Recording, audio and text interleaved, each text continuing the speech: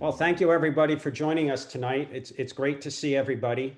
I just want to do a couple quick announcements and then we'll turn it over to Ken and Jim.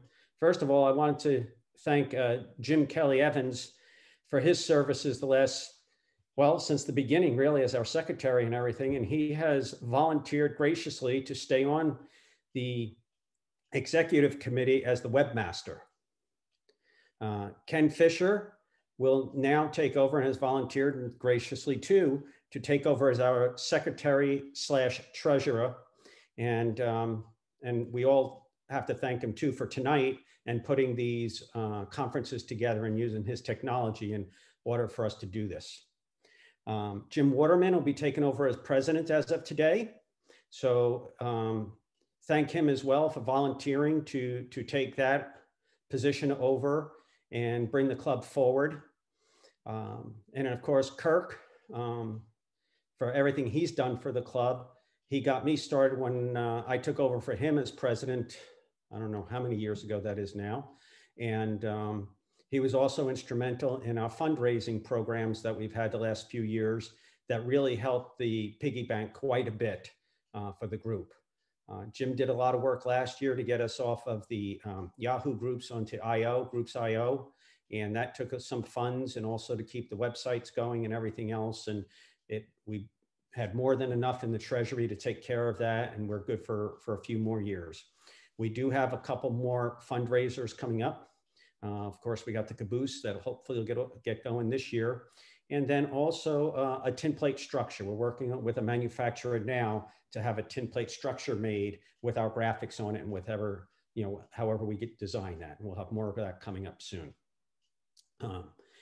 As far as York goes, and Clem had an update there before, but I spoke to the people who run that last week.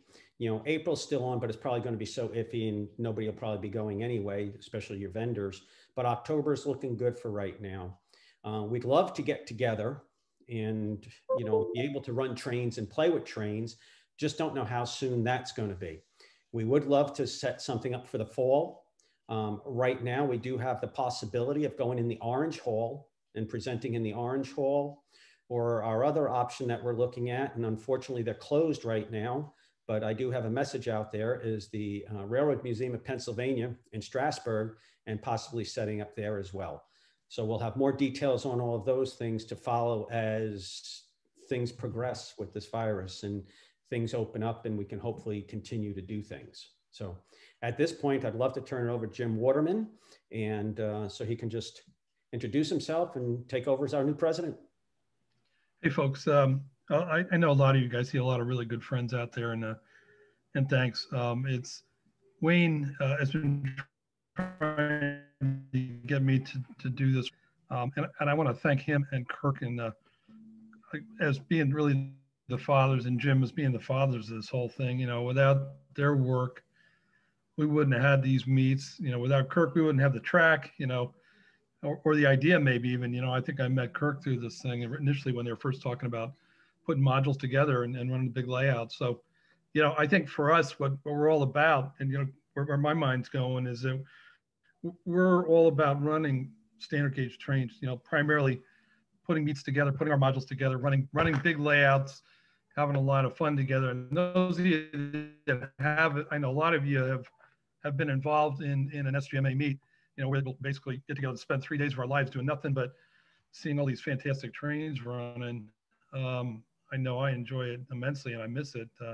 Our last show was February of last year in Chantilly, and it was a blast. We had about 15,000 families coming through and kids and all, and they just got the biggest kick out of the stuff. Most of the people didn't even know what the stuff was. They'd never seen anything that bright, shiny, and big before. So pretty awesome. But some of what Wayne and Kirk and Jim and I have been talking about, and Ken, was how do we keep this thing moving? How do we best serve the standard gauge community? And obviously we want to get running in some venues, and Wayne's carried the ball for that. But the other thing, the thought that crossed my mind is, with MTH going out of business, there's no more new trains being made, and that means there's no more new parts being made. And I got to confess, I I ran up to Henning's Trains in Lansdale, Pennsylvania, to pick up parts for some more Challengers, which uses a lot of 400E parts. And he told me, he says, I wiped him out of those part numbers, which means he wiped out MTH. So things like, I buy things like pilots and steam chests and valve gear and that sort of stuff. So thank God for Harry Henning. You know, he's still plugging away, making the wheels and all. And Joe Mania is out there reproducing all the MEW parts. But you know, you can't count on MTH for much. And a big deal in the future is going to be, how do we keep this stuff running? You know, if those of you that were in this business back in the late 60s, before we had a lot of the repro parts come in, it was cannibalization, right? I mean, until replacement wheels come out, and guys were stealing wheels off of good engines and putting them on better engines, you know. So hopefully that's not going to be a problem. But one of the things I'm going to propose we do with SGMA, through website, through communications, through this group, is to be a clearinghouse for resources. So if you want to build a layout in standard gauge, you know where to get track, you know where to buy trains, you know where to buy parts, you know where to find repairmen, you know, you name it. I think if we can keep that list live and all the resources that are out there, we can keep this thing vibrant, because there's going to be plenty of trains hitting the market over the next 5 to 10 years from a lot of the older guys who are selling off their stuff, moving to Florida or whatever. So, but the problem is, it's not going to be, you know, we got to know who can keep these things running, because any of you guys that runs the modern stuff, as soon as you short the track, the board goes out and the thing sits there like a dummy, you know. So that'd be one of the things I'd be looking to do, and in whatever way we can kind of keep people together, help people get together, keep the stuff running, find venues to run the trains together, and continue to have fun doing this. So that's kind of my spiel. And, you know, Wayne's going to help me in the near term to figure out where we can go. We found out one of the big train companies that puts the train meets, they basically shut down and fired and laid off all their people. They are dormant, you know. So they're not even planning anything till 22. But I think there's other venues, like if the Museum of Pennsylvania opens up, maybe we do a couple of weekends there or something like that. Can probably keep the layout up. But some way we can get together and enjoy this thing. The other thing that was nice before all this shut down was being able to go and visit layouts of different people. There's a lot of great collections and layouts out there that I think if we can find a way to get together and visit, like you know, Russ McFall in Lancaster, before the past few years, he'd open house and he has a fantastic collection of several awesome layouts. So things like that, just to keep the spirit going, keep everybody active, and keep the trains running. That's all I got. Ken Fisher, do you want to say anything?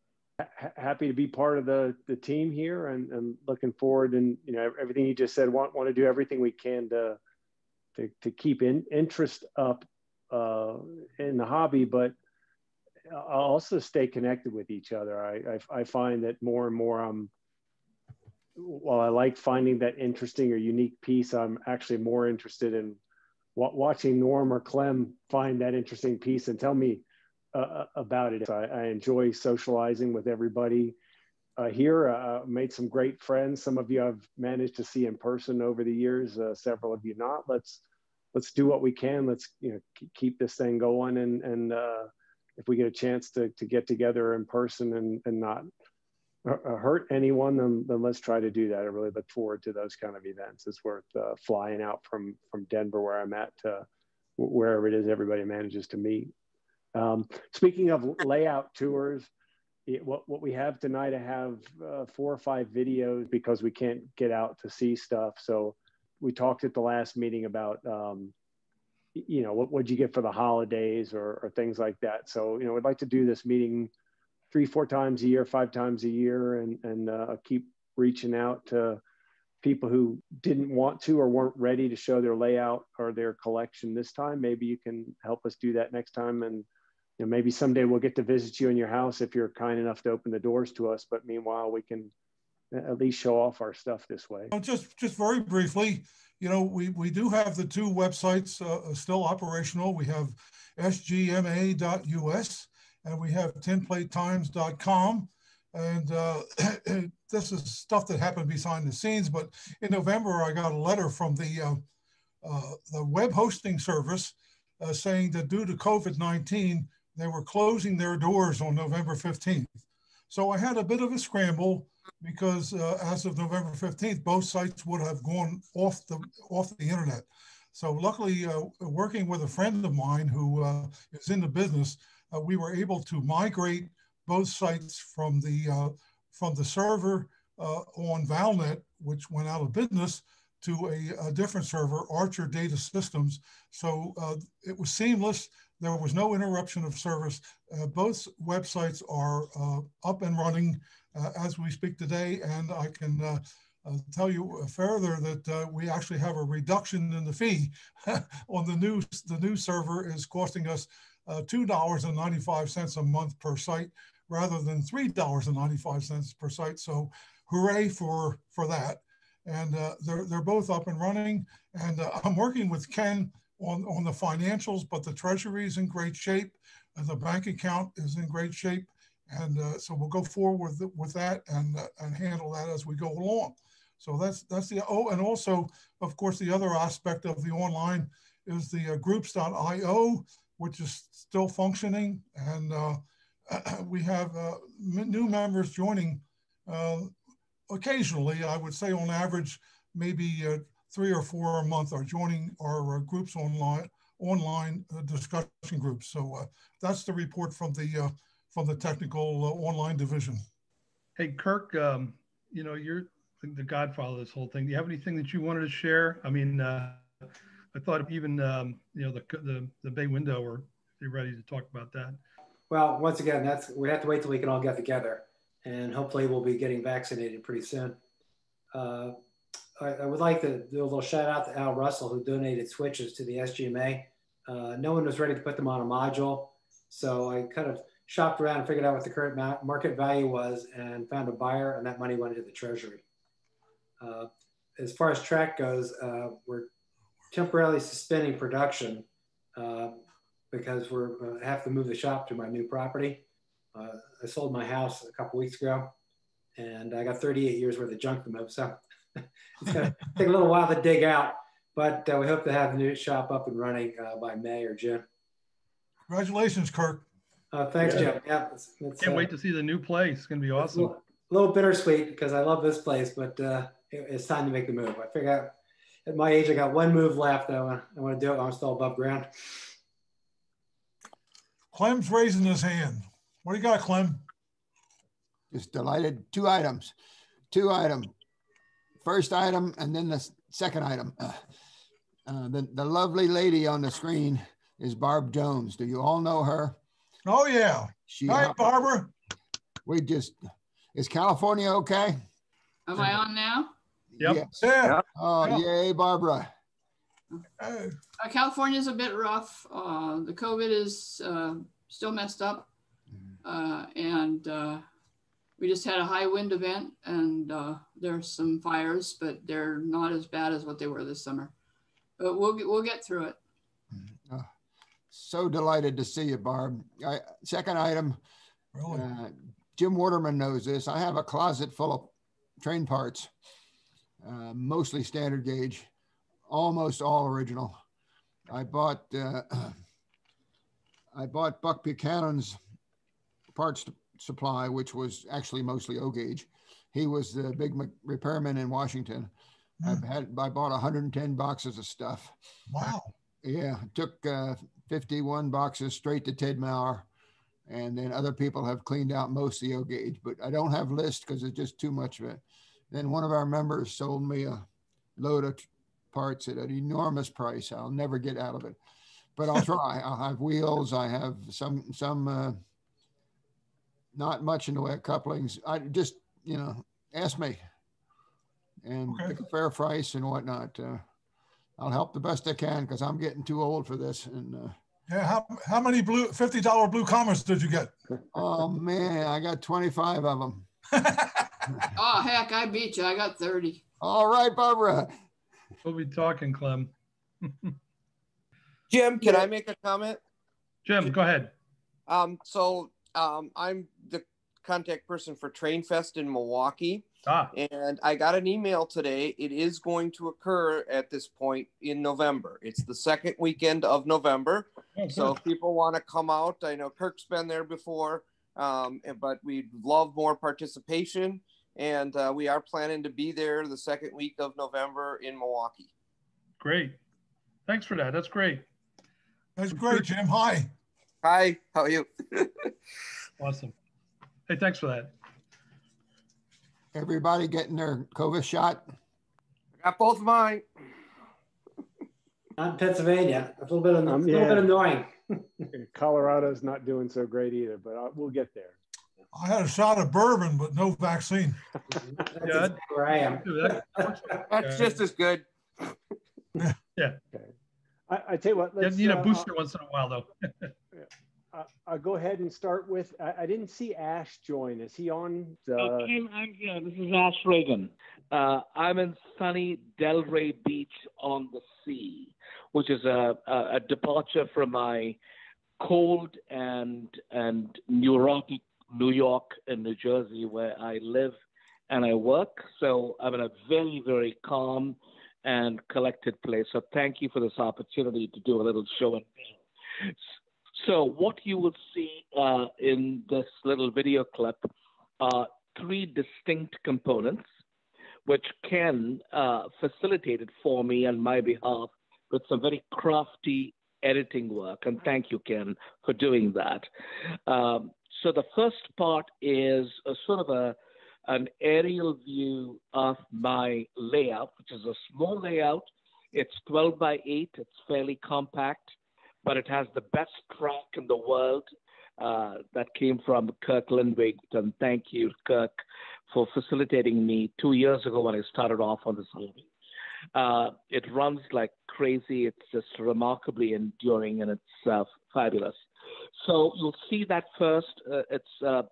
The theme of the layout is sort of a 50s early American retro. There's think of the movie The Sting, and you'll get a feel for what this is. It's got a circus motif, among other things, vintage cars, the bit. So it's a small layout. Once you finish with the layout, I am a passenger collector, meaning I only collect passenger consists. Very recently, I've been intrigued by freight. So you'll see a quick video clip of two small freight consists. They are shorties. They're substantially tiny. One is the garlic engine, which is going to be pulling a rich art shorty consist of freight cars. And the other is a pride reproduction of a Voltamp steeple cab, which is pulling a reproduction Voltamp freight cars. And I have to admit, just like Jim Waterman, who's sort of our idol train maker, a new discovery in that space is Joe Finelli, who did make those Voltamp freight car reproductions for me, as well as the garlic train as well. So once you're finished with that, my third and last part of my video is my personal sense of pride in my pursuit of doing customized fantasy versions of standard gauge. And I know this is somewhat ridiculous, and it's thought-provoking to many of you purists out there. But my view is, if I can express my creativity in some way, I want to take existing engines and cars and passenger sets and give my twist on it. So this one is a Lionel Brute, which I went back to the drawing board to Caruso, who was Joshua Lionel's design engineer out of Naples, Italy. Sort of did a fair amount of research on his life and on his plant in Naples. I kind of imagine that he had full reign over the design of the Brute, which did to some extent, but I'm sure Joshua insisted on many guardrails. But if he did not have any, what would he have come up with? And that's what you'll see in the third aspect of the video. So Ken, please go ahead and start the video.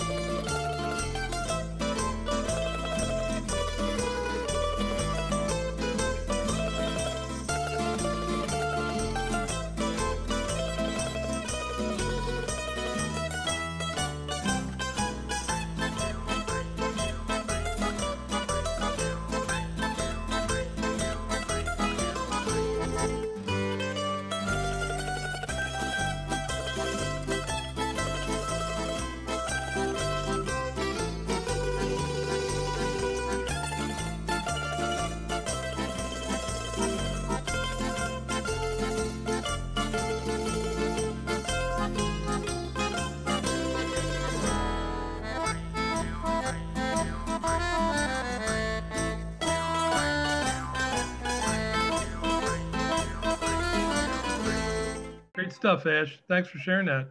Yes, I'm just happy to respond to any questions about the Caruso Brute, but I will leave you with this. My research pointed to the fact that Caruso was a very big fan of sports cars, Ferrari being his favorite. So the paint that we chose for the Caruso Brute was in fact a Rosso red, which is a classic red color. And each of those showroom cars were named after Naples and Italian motifs that Caruso would have grown up with at his young age. So that was kind of the fantasy concept of that version that I put together. But thank you. Thanks, Ash. I love the shorties. That's like, I mean, everything's gorgeous, but that's my favorite part of the shots that you sent me. I'm going to go ahead and introduce Norm Beaver, who I know his brother Ed took some of the next video. So Norm, I know you had some stuff maybe on site you wanted to show us, and you can unmute yourself. Yeah, Ed shot the video for this. It's just pictures of my collection on the walls and some of my floor layout and a little bit on top of the pool table layout that I've absconded from my wife. So anyway.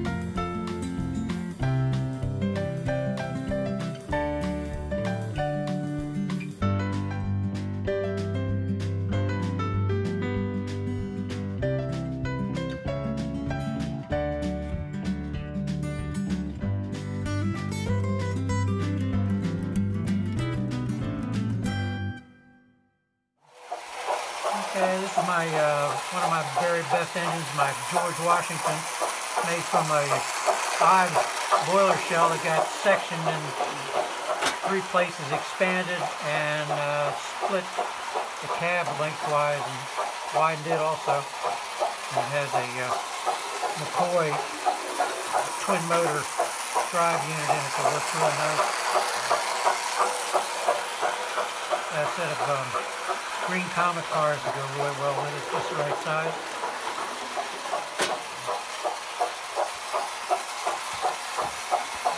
Crank up Frankenstein here.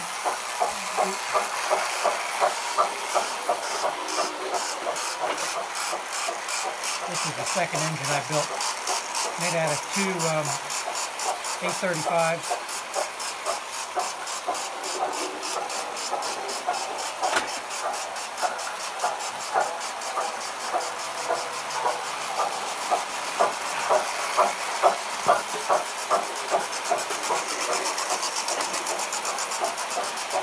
today is January 14th, 2021. Norman Beaver is fabulous. Standard gauge floor layout.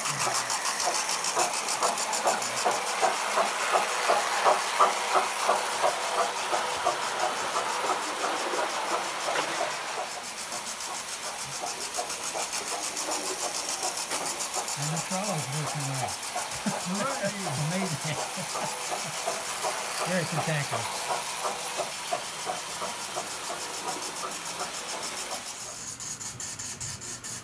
Here's the grasshopper that most of you probably already seen. That's number 6 was John Quincy Adams. It's in a museum in Dayton, Ohio, and it's the oldest steam locomotive U.S. built in the USA. And also in a museum is a C.P. Huntington, one of my favorite engines. And decided to make that. It's built out of a McCoy engine. The cab shut down. Used some of the hardware on it. But it's mostly built up. A couple pieces of pipe for the boiler and flat sheet metal. And anyway, it turned out really nice.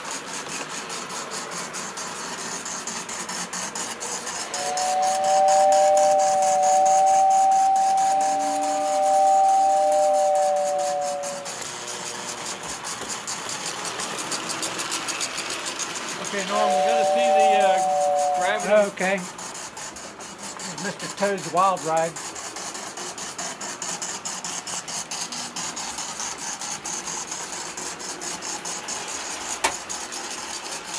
I was inspired by one of Clem's collection pieces, and it's a number 35 coach again that's been cut down and made into a trolley car. Hard to recognize except for the windows, but it's a number 35 coach.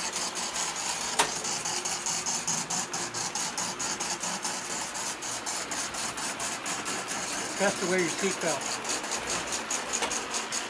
Fabulous, Norm. January 4th, 2021. This was part 4 of Norman Beaver's fabulous custom standard and O-gauge collection. Take care. Norman Beaver's custom-built B&O Grasshopper locomotive.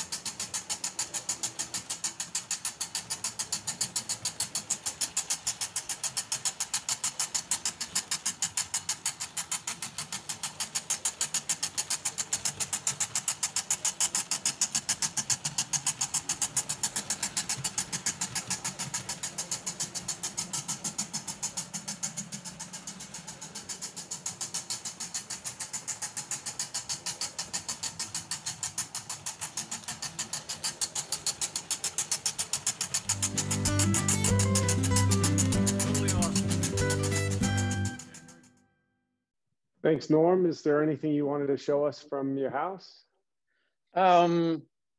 Yeah, let's see, underneath the pool table have a little layout that didn't show up on any of the videos.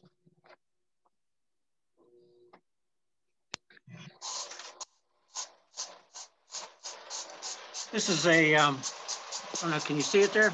Yeah. Yeah. So this is a farm setup that was at my dad's place for decades at our train layout that we had in our basement. And anyway, I managed to squeeze a loop underneath of the pool table. And it's a 4-wheel switcher that I built out of a 384 with a custom tender. And that's about it, I guess. I have on the ceiling, I've got my my Interurban that I built out of another number 35 coach.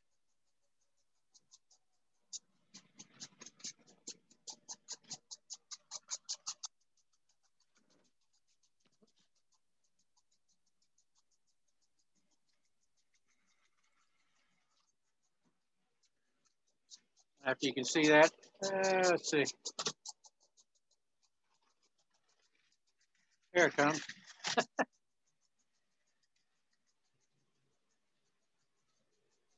Yeah.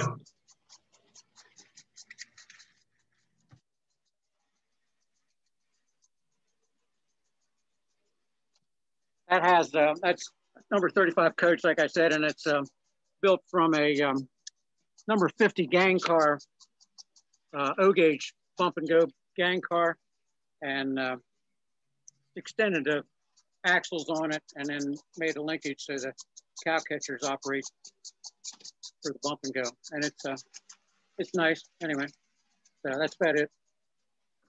Norm, I'll tell you, I always look forward to seeing what you're going to come up with.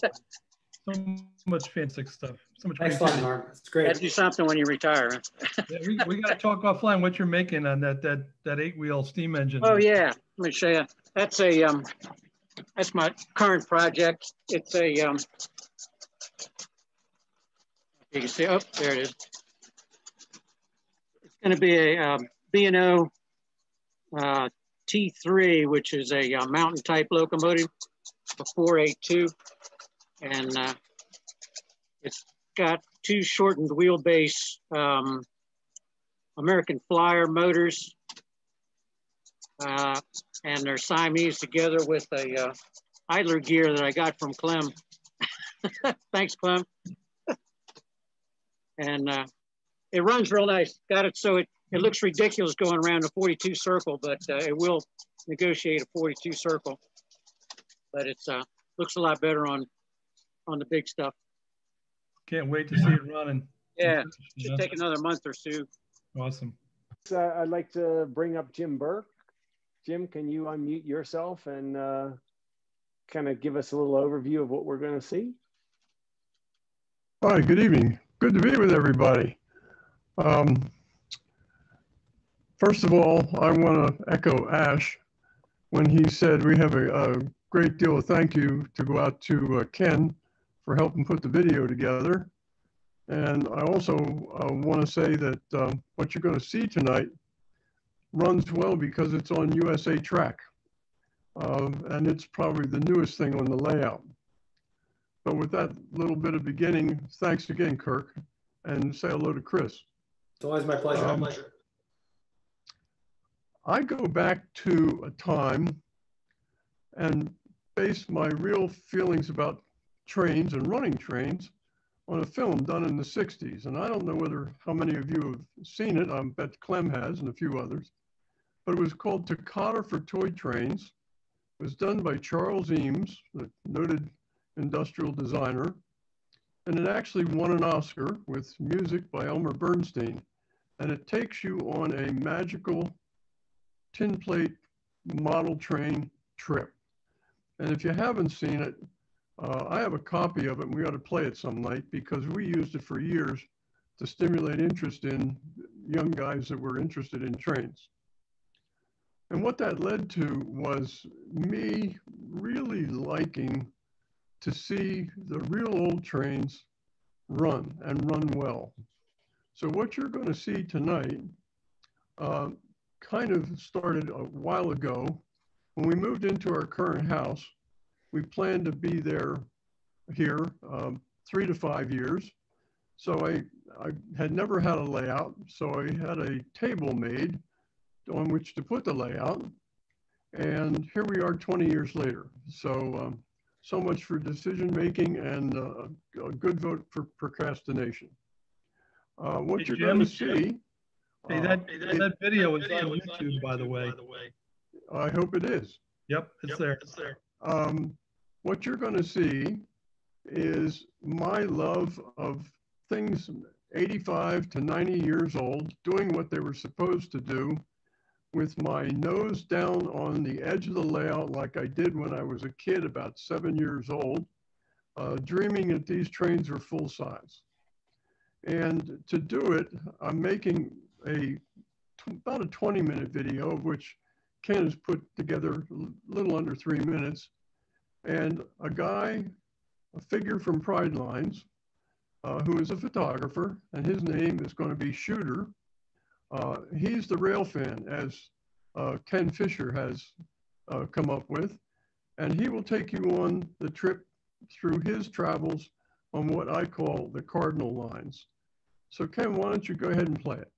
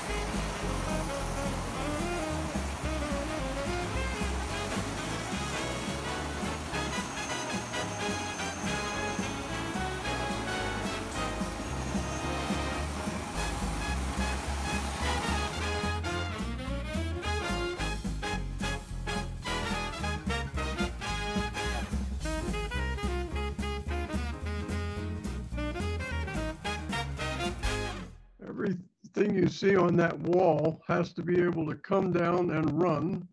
And they usually get run about, once a month or so.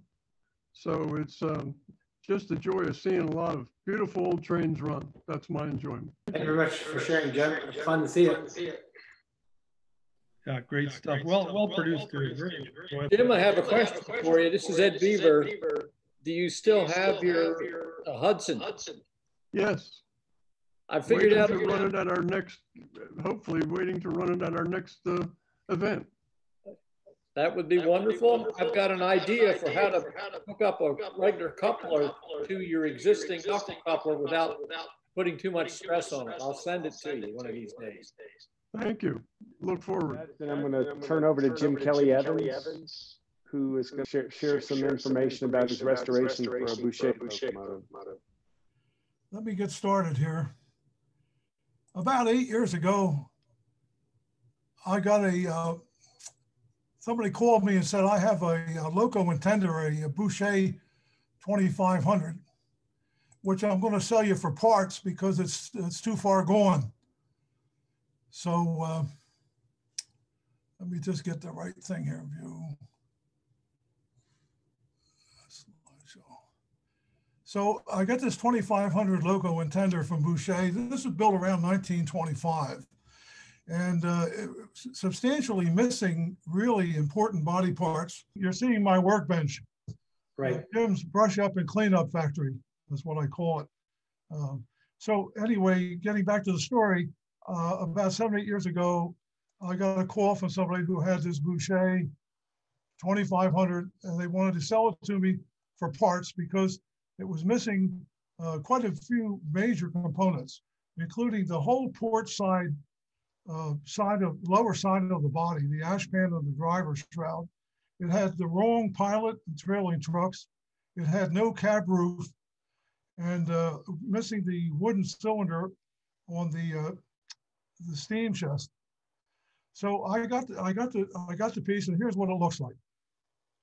So as you can see, it's got a lot of rust and corrosion, paint loss, scratches, the whole bit, and quite a few missing parts. Over here, there's supposed to be a cylinder here. Now the shroud, the ash pan on this side is here, the ash pan and the wheel shroud on the starboard side is present, no cab roof. But if you go to the port side, we don't have any wheel shroud and no ash pan. And we do have the wheel cylinder there. The tender, pretty beat up. The wheels are off of, this is the wrong pilot truck, and this is the wrong trailing truck. So as I say, it was sold to me as parts, but I'm kind of a sentimentalist. When I get something like this, I say, well, you know, this poor soldier was through a war, but I'd like to try to bring it back, even though it was going to be tough. So I decided to set upon restoring this piece to serviceable condition. So let's move along a few slides here that shows you the underneath. Again, this is Boucher from about 1925. The wiring up here was intact. Of course, the usual fraying and disintegration of insulation would need to be dealt with, but the field coils were perfect, and the motor itself, the armature and everything else was pretty good. So I didn't have to worry too much about the motor, just the body parts really were the problem. So the first step was, you know, pull off the old paint, which is messy, but you got to get it down to tin plate. So we did that over a period of a day or two, got it down to tin plate. And this was the beginning of making up the really toughest part to make was this shroud, wheel shroud and ash pan. Now there are two parts to this. There's the shroud part and then the ash pan part, which is soldered on. So here, this shows the ash pan that I made up out. This is made up out of mild steel that you can get from Lowe's. I think it's about 22 gauge, something like that. And this piece up here was a piece that I used to test making the rivets, which I just used a hammer and a nail punch to make the rivet. And as you can see, the ash pan I made looks, you know, it's passable to the original. I made a cardboard form to guide me in making the shroud piece. Yeah, long piece. Yeah. Here's a close up of the ash pan. And so I had no experience with this kind of stuff. But here's a shot of the brake that I bought. Folks got to mute. I think Jim Burke, you're brake hobby gauge, obviously. And this is before I made the first bend. You can see that I had already cut out for the wheels based on the form, and then I put the metal into the brake so I could make the bends. And this is after I had made 2 or 3 bends using the brake, and I'm getting pretty close here. I hadn't soldered the ash pan on yet, but I had the wheel shroud and pretty much complete. The worst bend was the last bend, which was this piece, which was bent over. I had to do that by hand because I couldn't fit it in the brake. Here's the piece again from another angle. And this is after I getting ready to solder the ash pan onto the wheel shroud. Now the trailing truck is, all I did was I copied the design of the trucks from an original 2500 Boucher. I just, you know, got steel and bent it up and riveted it and just copied exactly what they had on the original piece. These are wheels from the Vonzo, John's wheels. And this is the trailing truck that I made up. And this is the pilot truck. Now I was lucky enough to snag 4 original pilot truck wheels. Those are very hard to come by, but I did grab 4 of them. This steel is available from Lowe's, and the brass, and I just copied essentially I just copied the same design from the original 2500. This is what it looks like. It's not pretty, it's not elegant, but you know what? It works, and it's close to authentic as you can get. And here's everything that was stripped down and made up prior to painting. I had made up the roof here with the hatch. I forget what that's called, that piece, but it's basically a hatch on the cab roof.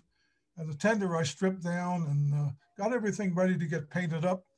This is a view of the copper smokestack and the handrails that I made up to replace the missing handrails. And then the wooden steam chest required a dowel, which is commonly available, but I had to put it on a small lathe and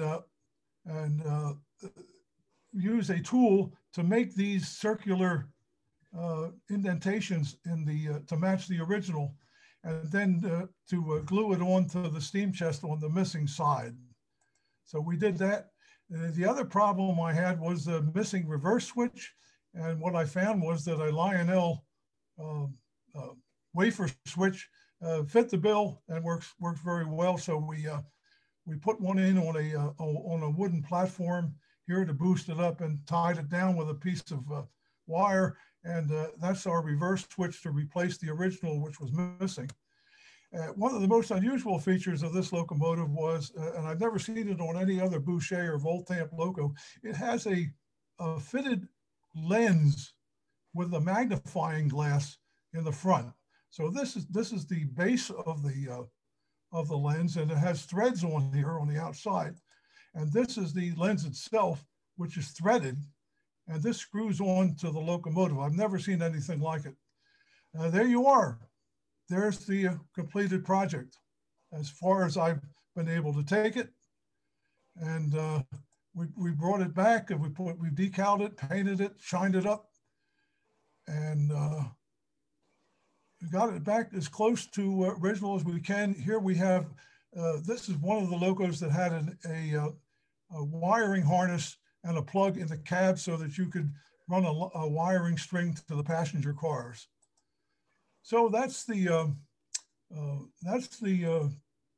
story of the rehabilitation. I'll just take a few more moments, if you don't mind, and hopefully be able to show you the loco in operation. Notice the lens on the front of it. It's very unusual. It's a great runner. This is running on original Boucher wooden-based track. And the oval is 80 inches diameter. And some of the track is actually raked, but this is original wooden Boucher track. And as you can see, she's running real well, and she looks pretty good. And better this than parts, I think. Fantastic. I lay that in the dining room. I don't have a place to run the standard gauge at the moment in that diameter, in the 80-inch diameter. Boucher made two diameters of track, 50-inch and 80-inch, and this is the 80-inch track.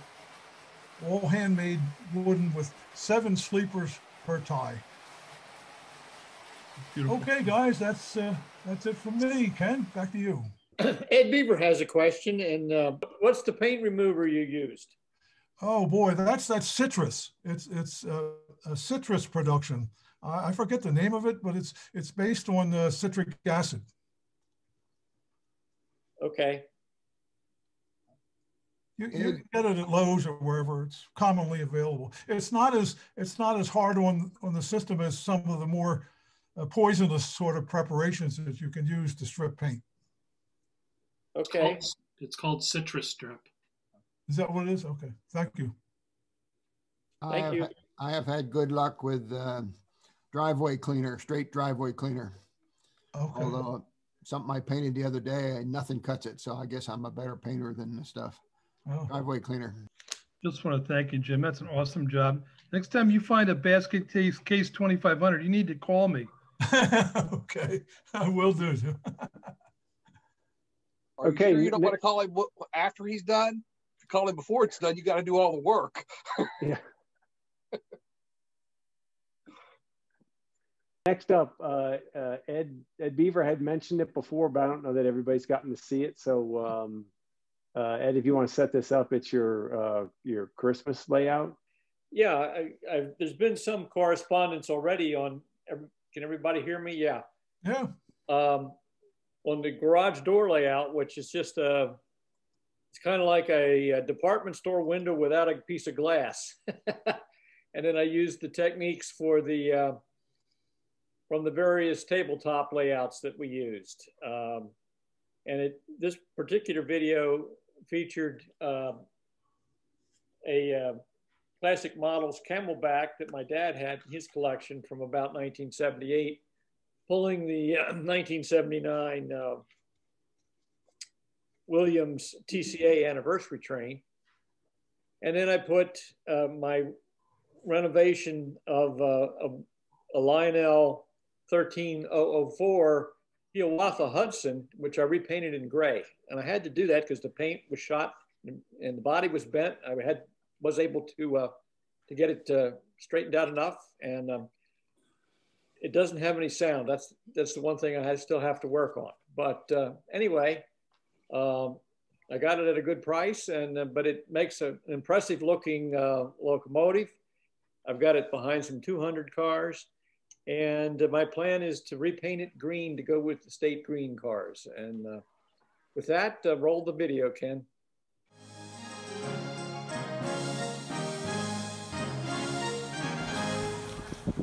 Hi, this is Uncle Ed on January 2nd, 2021. This is my fourth video in a holiday series for Christmas 2020, featuring a new way of showing and sharing our trains with our friends and neighbors.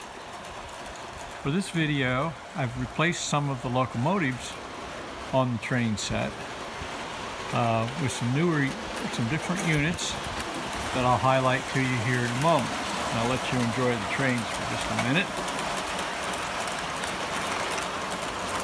And then I'll give you some of the details.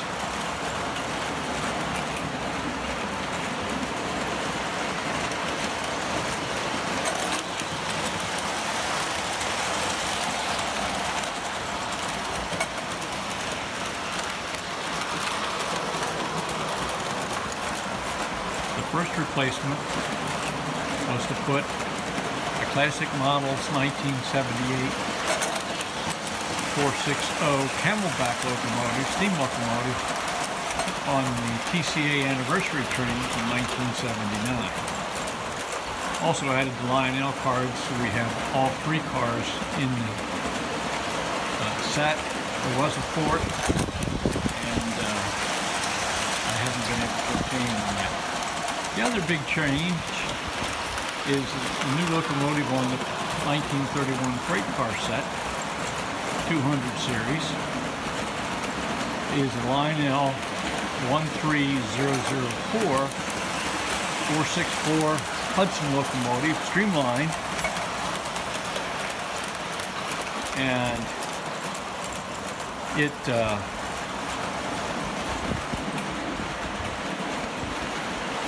is a refurb of a 2016 locomotive that I got that was in terrible condition. It had needed a repaint, it needed body straightening and everything. It is missing the sound booth. Got a good price. It is a beautiful locomotive in the gray. My plan is to actually repaint this a second time into state green and used to the state green coaches as well. It's powerful. It has two motors in it rather. It'll pull a ton. Planning to put some other sound boards in it.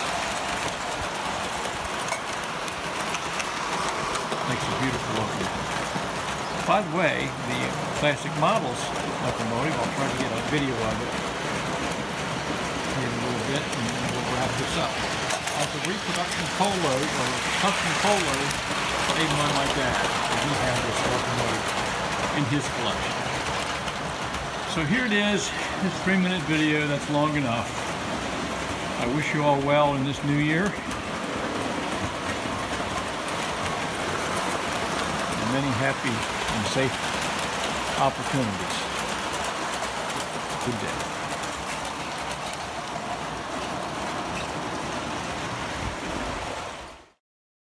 Thanks, Ed. Any questions from anybody for Ed? Oh, nice. Super, Ed. Thank you. Hey, while I've got your attention and the floor for just a minute, 4 houses up from my location. Somebody turn off. You need to mute. Anyway, there's a small pavilion, and my wandering brain has went up and measured it. We could put a 12 by 24 foot layout in there with modules, or we could do top. Maybe if we did it in warm weather, and during the summer when it's light for a long day, we could have a one-day outdoor pavilion get together. I'd have to use the facilities at my house, which is just a little walk down the street, but something to think about if you guys would like to be interested in that. And I live about an hour south of York, so give you an idea of that. My brother Chuck and I did an outdoor exhibit in Eau Claire. They have a pavilion set up in the town park, and we did a probably 16 by 28 foot layout there, and very successful. It's kind of fun to run trains outside. Hey, I'm in. Yeah, if somebody's got a good pavilion better than my setup, you know, there's all the still with the COVID crisis, some people are hesitant to visit in somebody else's house, sanitation purposes and that kind of stuff. I've even brainstormed that, you know, for a weekend we could rent a porta potty and an outside washing station like the TCA did at one of the conventions at one of the stops. So if somebody's got a bigger pavilion than mine, let's go for it. Of course, this is the East Coast, so. Can I ask a question? This is Ash. Go. Go ahead. Can I ask a question? Yeah, please. Oh, thank you. Curious about the inspiration to repaint the Hiawatha in Commodore Gray. What might have been the inspiration to do that? Ash, could you say it again? I'm having trouble hearing correctly. I'm sorry, sir. What was your inspiration to repaint the Hiawatha in Commodore Gray? I was trying to pick a neutral color that I could use on a variety of different consists, freight consists, or other coaches. And I've got some of the Lee Line's Freedom Train locomotives. I thought I might be able to get it to go with that, but it looks great. It came out pretty good. The only tricky part was removing the metal trim up around the front there, right above the cylinders. Most of it goes back on and off with tabs, so you can remove it easily, but the one of them was glued on. And I actually was able to find some very small screws that I could drill it and put it back in place. That was the tricky part. But I've got a set of, an extended set of state cars in green with some extra coach and reefers that I want to run, and it would be perfect to pull that. I mean, it's so heavy and it's got those 2 powerful motors. And when I got those all re-lubricated and cleaned and lubricated, and it just runs like a monster. Could easily pull. I could tell. Freight cars. So just a quick follow-up question for the other Mr. Beaver, if you don't mind, very quickly. I saw a grasshopper on the track. I own an Aster live steam grasshopper. I'm curious if this is standard gauge, Mr. Beaver.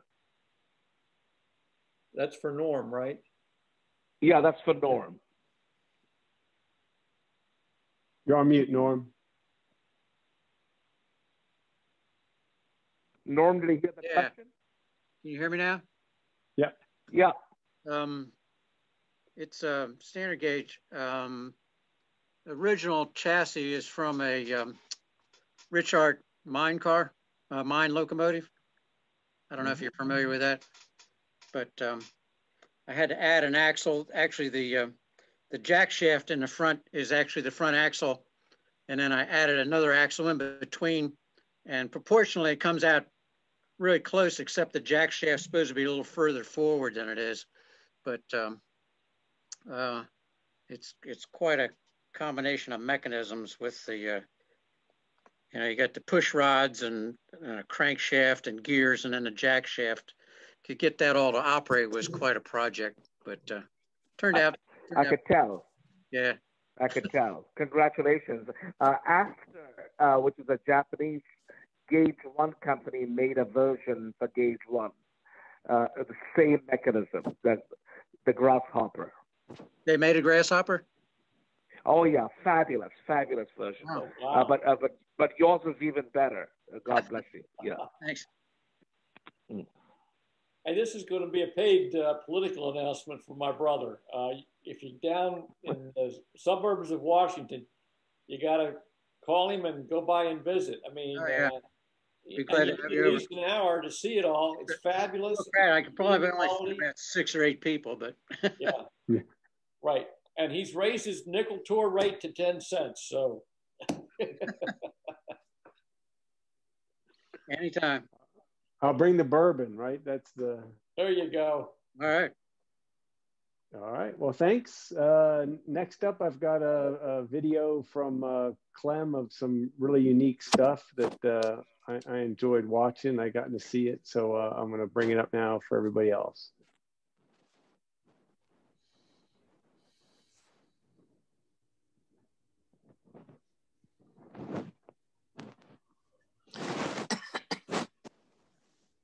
Are we off at 10 o'clock, Ken? We stayed later last time. It's really up to you, but let's do this one, and then maybe we can get to see some of your stuff, and then we'll just go to just chit chat. It's kind of fun to have people ask questions and stuff. So yeah, okay. Just want to make sure we weren't going to get cut off at 9. No, it's mine. If I don't shut it down, at some point we'll some of us will start to fall asleep. But Ken, can I say something? Oh yeah, I'm sorry, Clem. Please do. This is the I can't remember the name of it now already, but the 3 small snippets, the helix thing, and the rest. Just before let me talk for just a second. Yep. I lost my screen. I got nothing. Oh, there you go. There's a shaking in the room right here, and I don't know what it is, but Jim Kelly and Barbara, you better look. Something's coming into the house. I don't know what it is. There's a lot of shaking going on. What are we going to do about it? What is it? I know what that is. It's a stopper. It's the power drain on the eastern grid. Place is shaking. I'm scared to death. If you all haven't seen that, that is Stomper, world famous. How'd you get that from that other galaxy? Well, he was. Let's see it. Let me get you a story. He was fighting the tomato wars in the old Pluto. And to get to that, you go to Pluto, the new Pluto, and you turn right. And then you go to where the old Pluto was, and the new one is there. And he had trouble, but he's got new fuel now. It's antimatter ketchup. And as you know, Barbara knows about antimatter, but when it lets Stomper run at 5.29 times the speed of light. Why are we going there, Elaine? It's true.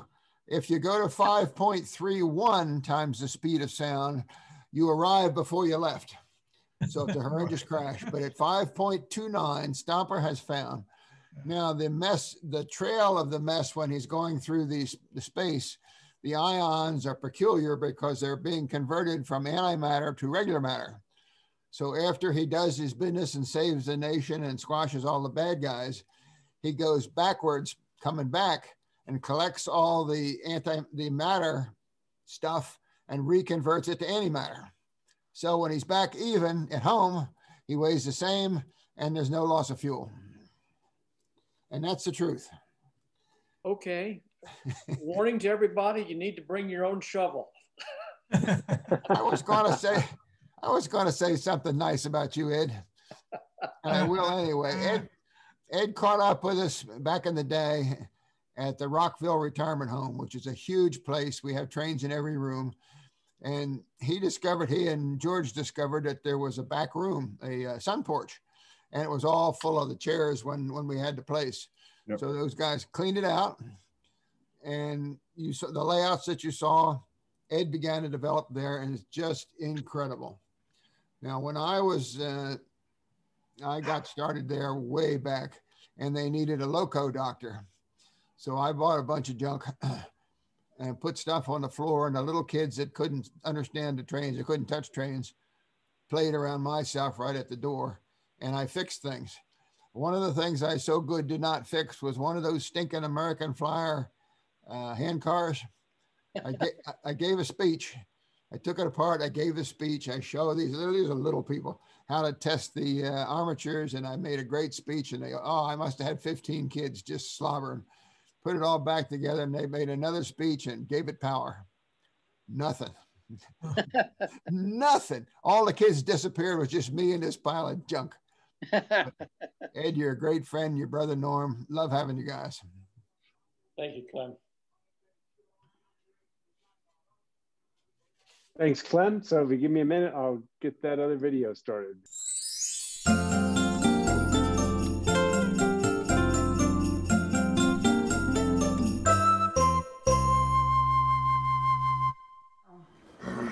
This is Clement in Clement and Sandy's train room.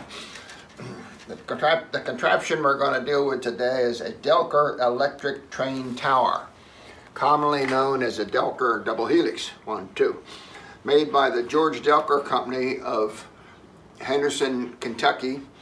The company started, we believe, around 1862, right in the middle of the war, and they gained great credit, great skills in buggies and carriages.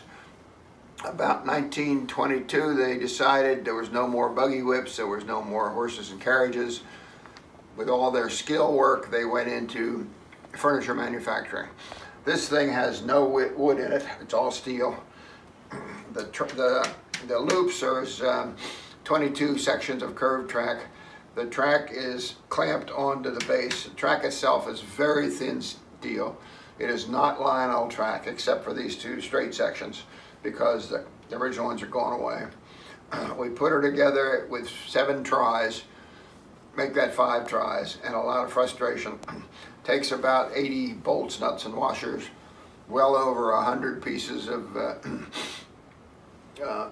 wire ties, and a lot of grumbling, and if I was healthier, I would have a lot of alcohol to go with it. Anyway, the idea, the design, the reason for this is to buy it if you have a window in a store and you put this thing in your window and people or the kids come look to see what the train's running, and while they're there they buy whatever it is that you're peddling. The train did not come with it. The transformers, and there's a pair of them down here, did not come with it. Just a double helix. They were made in 3 or 4 versions. This is O gauge. It was also made in standard gauge. It was also made where the 2 helixes were together, so it went up and down in the same pile. Show the paper. Will this do big car trains? Will it do something like this guy's here? Not very well. Will it do 4 or 5 cars? Not very well. It does make a lot of noise and a lot of glee, but you really need to have an operator nearby with this thing. I wonder if it's going to run now. What do you think, Sandy? Is it going to run? Show your paperwork. The paperwork, which I got off the net, is called Delker. That's why I have to read it. Electric train tower, as opposed to any other words. The histories and whatnot are in this piece. To my findings, I have not found a set of instructions. So I've written up several pages on how to put this sucker together, because it is frustrating. I wonder if it's going to run there, engineer. It's rocky.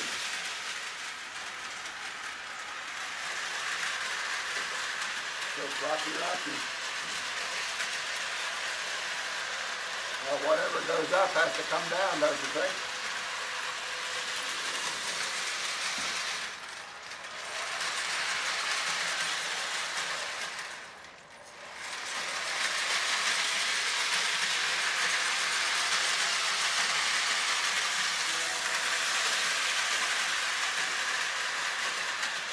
Up and across and down. I think if I was a kid, hell, I'm an 82-year-old still a kid, and I'm loving this thing.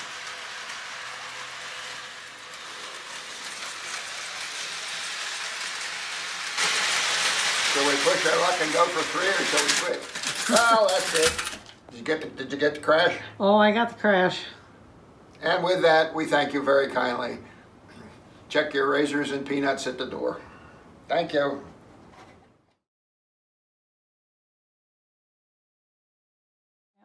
Okay, hi, this is Clem Clement. Another Christmas treat. This is a Mark's hand cart. He apparently lost his people, but that's okay. And he feels like me after all this COVID stuff. Here he goes, all by himself. It's a magic to me how he does it. If I back him up, he'll rewind himself. The precision motor is built by Louis Marks, circa 1935. And like me, he gets tired. What are you thinking, huh? Merry, Merry Christmas. Clem Clement running a about 1935 American Flyer wind-up train and 3 little cars.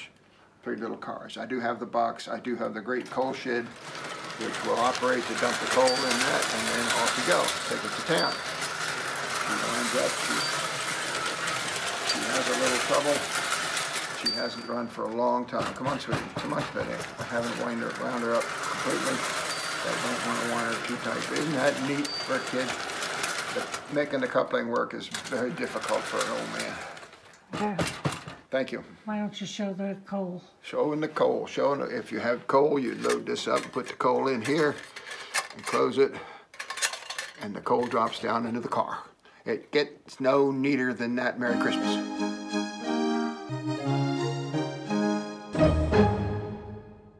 Ken, you got another one?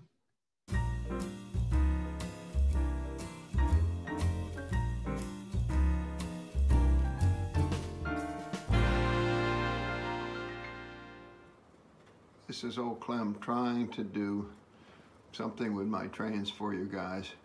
My focus is on shelf 2 and shelf 3, which are Ives transition. I don't know how many of them, 70 of them or something, who's counting? Starting right about here, Ives transition. The orange tanker is fake by me. Yeah. And there's airplanes in the way and all manner of silliness, so sorry about the shakiness, and I stepped on a blue comet. We got more. It keeps on down there. The orange cattle car is fake. Of course, the crane is not.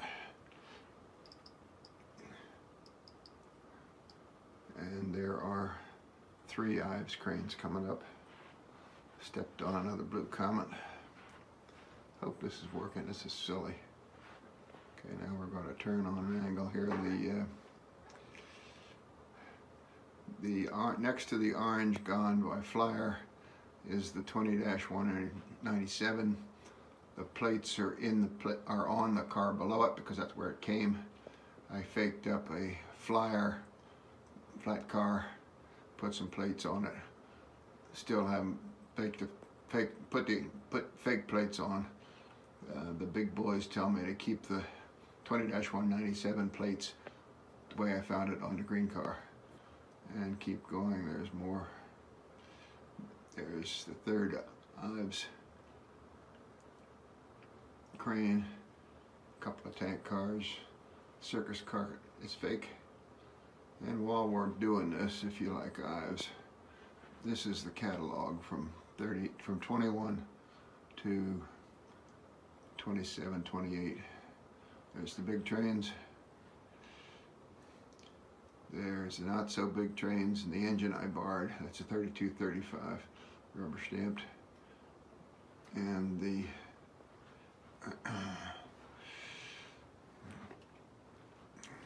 standard gauge freight car sections from 21 to mixture down at the bottom. All in good fun. Thank you. I hope this thing worked out. Down the line, taking the kids home for Christmas. I don't see anything moving in here. We're doing great. It's going. Taking the kiddies home. This is a 3235 with 3 cars, late production. The brass plate cars with no brass plates because they weren't on. So the little indentations are there. You can't quite see them. And then the whole car is going down. Sandy's driving the train. The numbers are stamped in. These are on fire. The train takes the distance is straight, but the train gets the wobbles getting there and having fun. And all the others are watching the jaw. So now here's the possible crash, no crash. Woman driver, no crash. And just to show you, give a wave, Miss Sandy, waving. Now here's the track coming back. If I be lazy man, the train will come back to me if it don't fall over. Taking the kids home, having fun. Nice sounding train. One of my favorites. Been running right there for 15 years. See if Miss Sandy gets through and to the crash spot, and you're watching, and it goes right on through. And that's good, dragging its tag. Thank you very kindly. Have a nice day. Yeah, I think we're running about a half hour late, right? Can I have one more sentence, Ken? Yeah. Is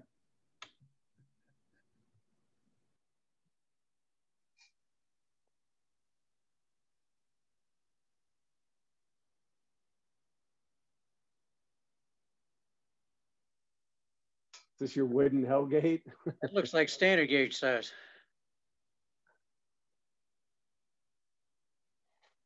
Very cool. That is awesome.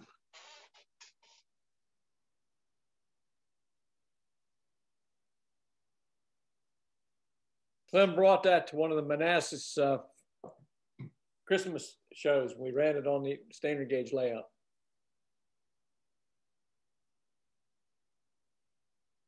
Jim, did you have anything you wanted to try to show? Talk to me? Yeah. Oh boy, I got lots of goodies. I've been busy. One of the things, let me grab the screen here. I guess I got to do that before I put my pictures up, right? Yeah, so, as you know, I've been building these Harman Challengers now for a couple of years. And one of my customers said, can you do a cab forward? So this is the first, and I don't know, maybe the only standard gauge cab forward. It's just about complete. A few little details yet to go, but just finished this like a couple of days ago. Got a couple more shots of it, more of a side shot.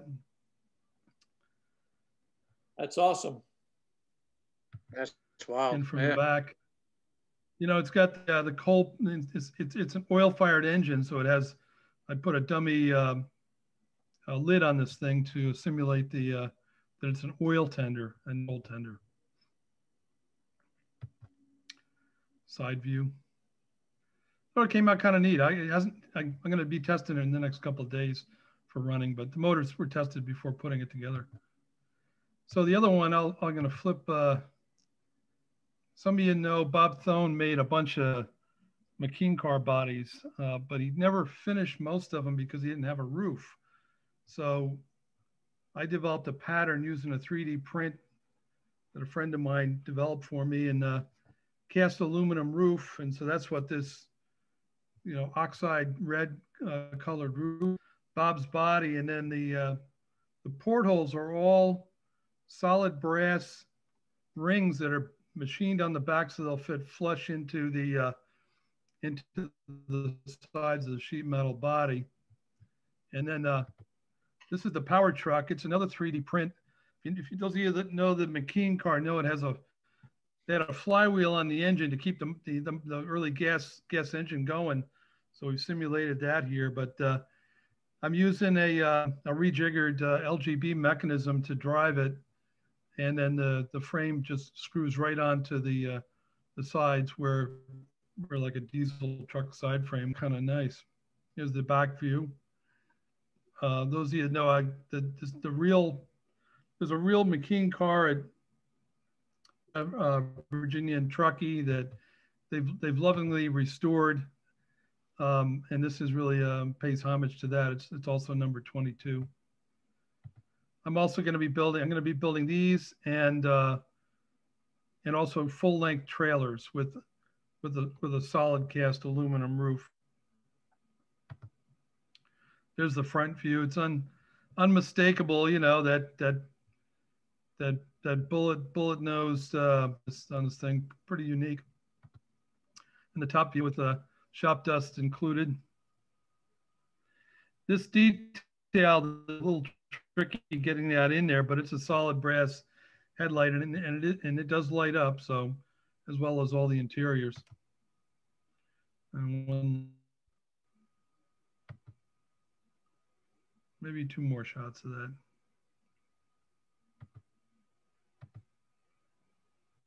Oops.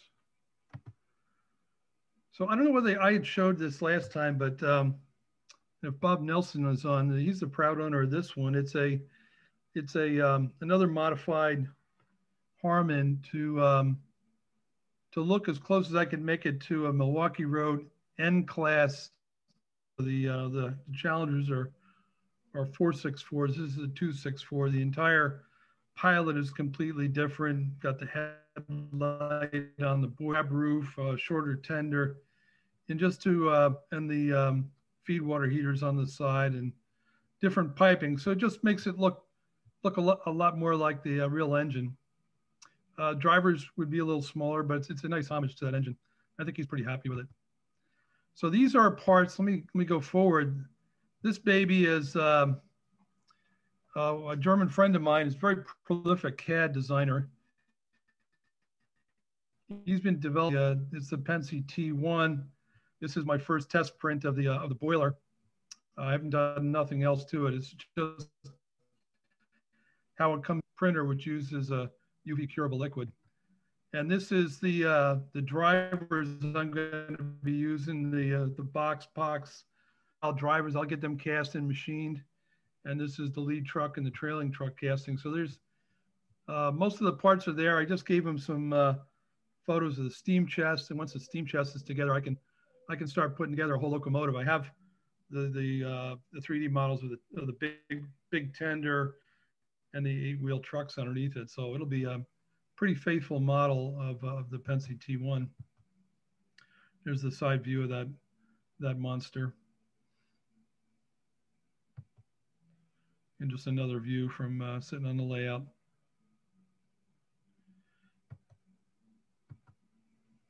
So the next thing, this is, I guess, probably a surprise. Most of you are probably not aware of this, but as a young kid that has been doing CAD for me, he lives down, I guess, near Chantilly, frankly. He's the guy that did the shell of the GG1 for me.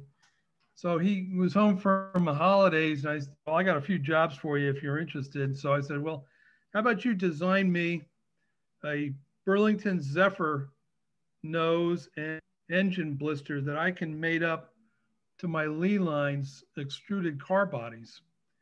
And so this is what he has done. And there it is. Standard gauge Zephyr. That is cool. And this is this is a taped together mock-up, so everything isn't fitting quite right. But I literally painted the top part like this morning. So just to try to see whether it was going to fit together. You know, you can see I've just got to get pushed in a little bit, but he matched up all the detail lines on the side of the extrusions, and I'll be able to match the window lines. I'm still toying with how to do the vestibules. You know, if you had, I know a few of you guys have the JAD Hiawatha, and they did a really nice job of vestibules, very similar to the Lionel O gauge. But I looked at it, and you know, it's all formed sheet metal parts with tabs, and it's quite complex. And they made probably 2,000 vestibules for the 750 sets that they built. So you know, they could afford some pretty highfalutin tools. So I'm playing around with some ideas on that. And if I can do that, you know, I got everything I need to produce a pretty nice looking streamliner. Just a side view, give you an idea. He just did a wonderful job on this.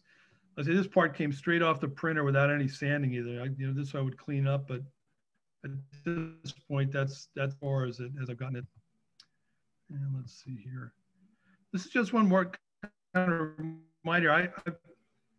You know, back late last year, I was able to reproduce the extruded roof for these Lee Lines cars, and since then I've built 75 cars. The next thing I want to do, this is a car that I built for one of the guys. I think is probably still on the video. It's 32 inches long, and he's got a whole bunch of them. But I'm running out of this fluted side, and I'm thinking about producing a new extrusion that's a smooth side, using the same roof and all, so I can model some of the other railroads cars that weren't using fluted sides. I know one Milwaukee Road fan is interested in some of the cars for that railroad, but B&O and New York Central and a bunch of railroads, even the Penske, you know, the early Broadway Limited used a smooth side steel car. So I think that's probably the next thing I'm going to try to produce. And then this is one that I'm not producing, but I was able to get my hands on a set of 4 Randall kits that were made by Bob Thone.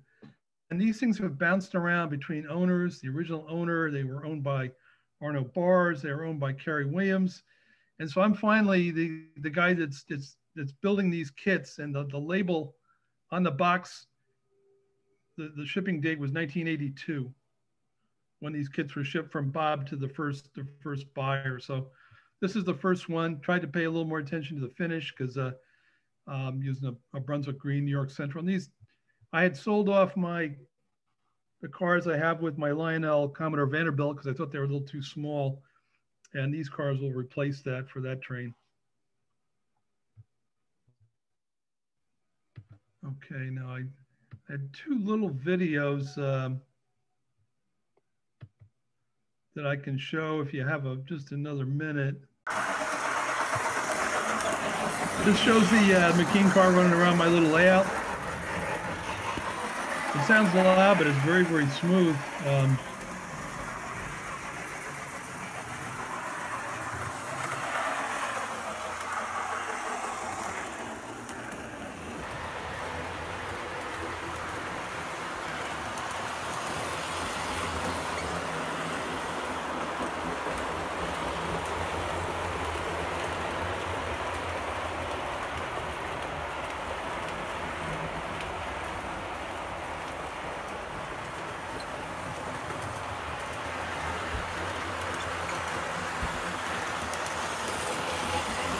Phone takes lousy video. This is black and silver GG1 that I built for a guy. He wanted it to look like the Daniels black and silver GG1, and these are some of those 32-inch cars, which are really just a little too long for SGMA layouts, but I managed to keep things off the curve so I could just run them around this place.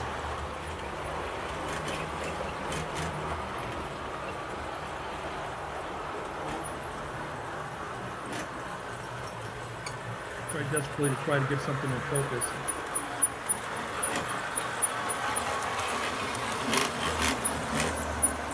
I'm actually going to my favorite foundry this Friday to pick up more GG1 shells and some more Challenger parts. Yeah, that's all I got. Back to you, Ken.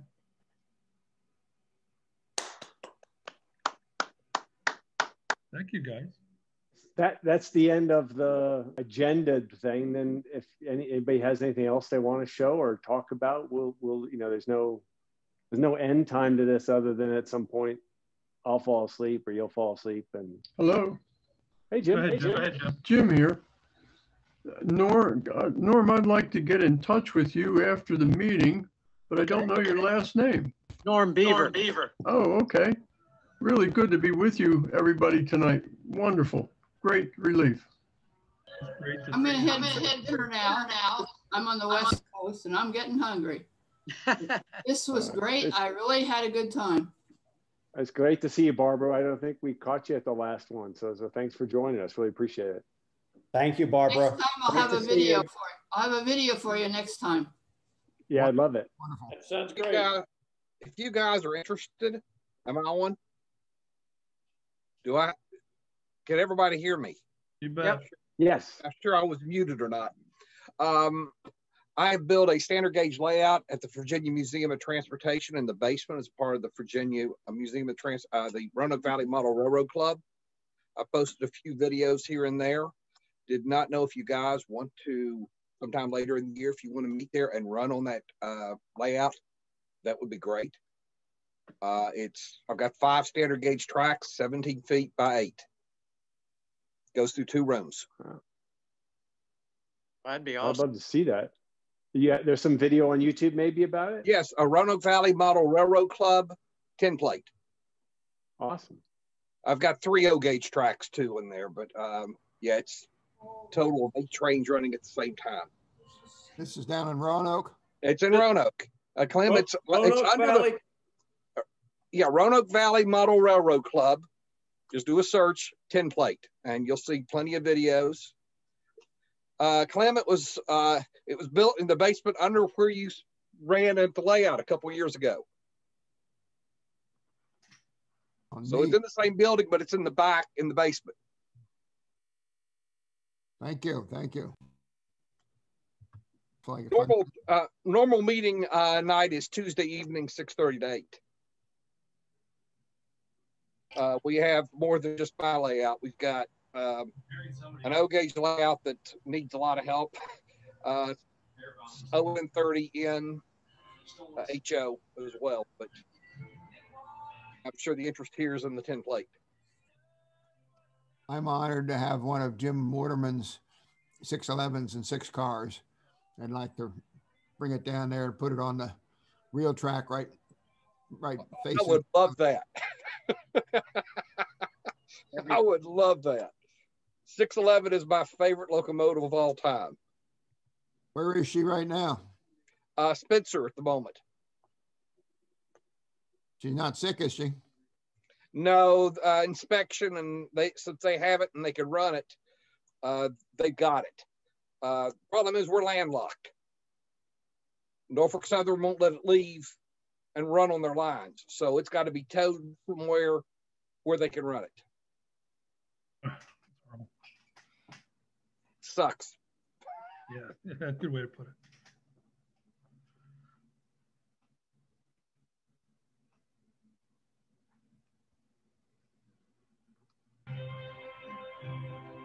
Hey, one of the things I was gonna invite, but we really got a full agenda this time, was I wanted to get Harry Henning to talk a little bit about what's going on with the parts situation, because he's working with a couple other parties, including Joe Mania, who's building a lot of the parts. I'm trying to find new sources to get the parts we need made. Pretty useful information. I think between him and Joe Mania, they could probably fill in the blanks. Joe, are you still on? I'm beginning to see how important it is to hold on to your roots. Yeah, I'm here. Joe Mania dropped off. He was on. Yeah, anything you want to share about what you're doing with the parts world or repros? Well, I kind of took a hiatus from doing some parts. I had a ton of repair work to do for Christmas, but things I'm working on now, I just made O-gauge and the small standard gauge Lionel pantographs. Made 1,000 of those. I just folded them up today. I just got to make the crossbars for them, and then put the crossbars in them, send some out to get plated.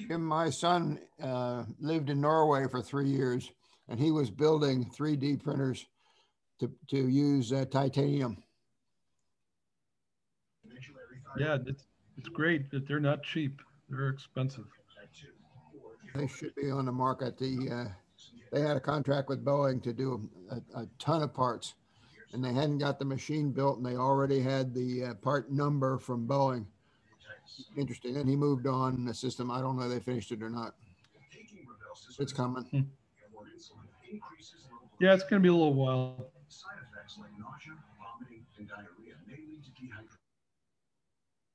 Am I allowed? In the meantime, you know, I'm printing in plastic, and I'm making patterns, and so I can cast in aluminum or, you know, metals. The drivers for the T1 will be steel. They'll be machined steel. The shell will be aluminum. But, you know, when you're doing sand casting, it's a compromise anyway. You lose a little bit of surface quality. It takes a lot of finishing on those things to bring them back to something that's presentable. So it's just, you know, for making, you know, most of the things I do, I make 5, 10, maybe 20 of them, and that's it, you know. So you can't afford a lot of expensive tooling to do that. You know, we had Andy from MTH on here last time, Edelman, and, you know, he talked $100,000, $500,000 for tooling for a particular die-cast locomotive. You know, it's just, but he's, you know, they're planning on making, you know, thousands and thousands of them. So in the meantime, we'll work with what we got. Guys, what if I put together some other videos? What would you like to see from my junkyard here? You know, Clem, I was over your place. You remember when the next day we were going to ride the J, be car hosts, and we stayed up till about 2 o'clock in the morning just pulling stuff out from underneath your layout. It was fascinating. So, you know, if you could produce a video that kind of quits underneath there, I think, you know, 15, 20 minutes just a walkthrough of a bunch of those things. You know, there's so many like really interesting pieces you got there. You could go for 3 days, I know, but I think it's. Did you get in the back room while you were there? There's another 200 of them in the back room, but who knows? Yeah, I mean, we got through the garage, we went downstairs a little bit, you know, and we spent a couple of hours on the floor. I've had the SGMA folks in here several times, laying on the floor, including Joe Maney, if he's still around. Yeah. You can't marry Catherine, man. That's fascinating stuff. Well, it just, the real reason of that is for 2 reasons. One, I can't afford the 2 Ives cars. I'm missing at $5,000 a piece, and I can't afford anything because I'm retired military. And 2, the homemade work just absolutely fascinates me. The guys out in the middle of nowhere that solve some kind of problem with, you know, chewing gum and wire. And it's just, you know, they're one of a kind, so you can't produce them. I think I mentioned one of my favorites, which is about a 2-foot long passenger car. But the door hinge, did I tell you about this one, Jim? The door hinge on the passenger car goes up through the roof and just has a 90-degree bend on it. So as you know, on your state cars and your Lionel Blue Comets, the little kid is always sticking his finger in the door, and then you get caught in the door. This one is sticking right on the roof. You get that idea, Norm? And you just move the handle, the door goes open and close. Never seen it anywhere before, you know, and it just showed up one, so I kind of like it. Awesome.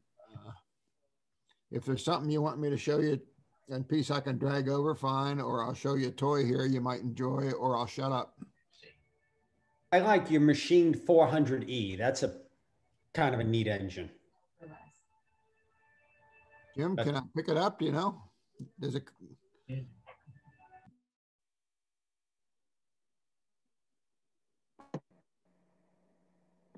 While he's doing that, don't Jim, hurt your shoulder. Thank you for the help. Thank you for the help, Jim, on the Randall cars. I don't know if you can see them on the back of the layout there. They're in the Milwaukee Road colors. We redid the whole standard gauge layout, so. But I finally got all the windows done. Came out really good. Yeah, I printed some doors for Jeff. I thought they came out pretty good.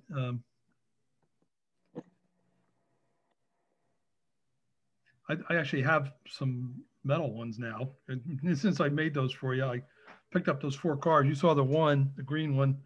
I got to finish the rest of them. It's actually not an insignificant amount of work to finish them, even though the bodies are, you know, drilled and all. I put window glass in them, and I put LED lighting, and you know, you got to add a pickup to the truck and all that kind of stuff, and then you got to paint everything, and the trucks don't fit quite right, and blah blah blah. You know, it's all. It's what makes it fun. Look at that thing. That thing's like a machined 400E.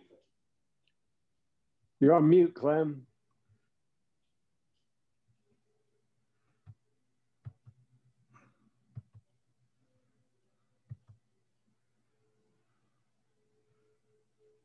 You got on mute, Clem. We can't hear you. There you go. There you go. The base is, I think, a aftermarket 400E. Oh, there goes the top. All machine work in here.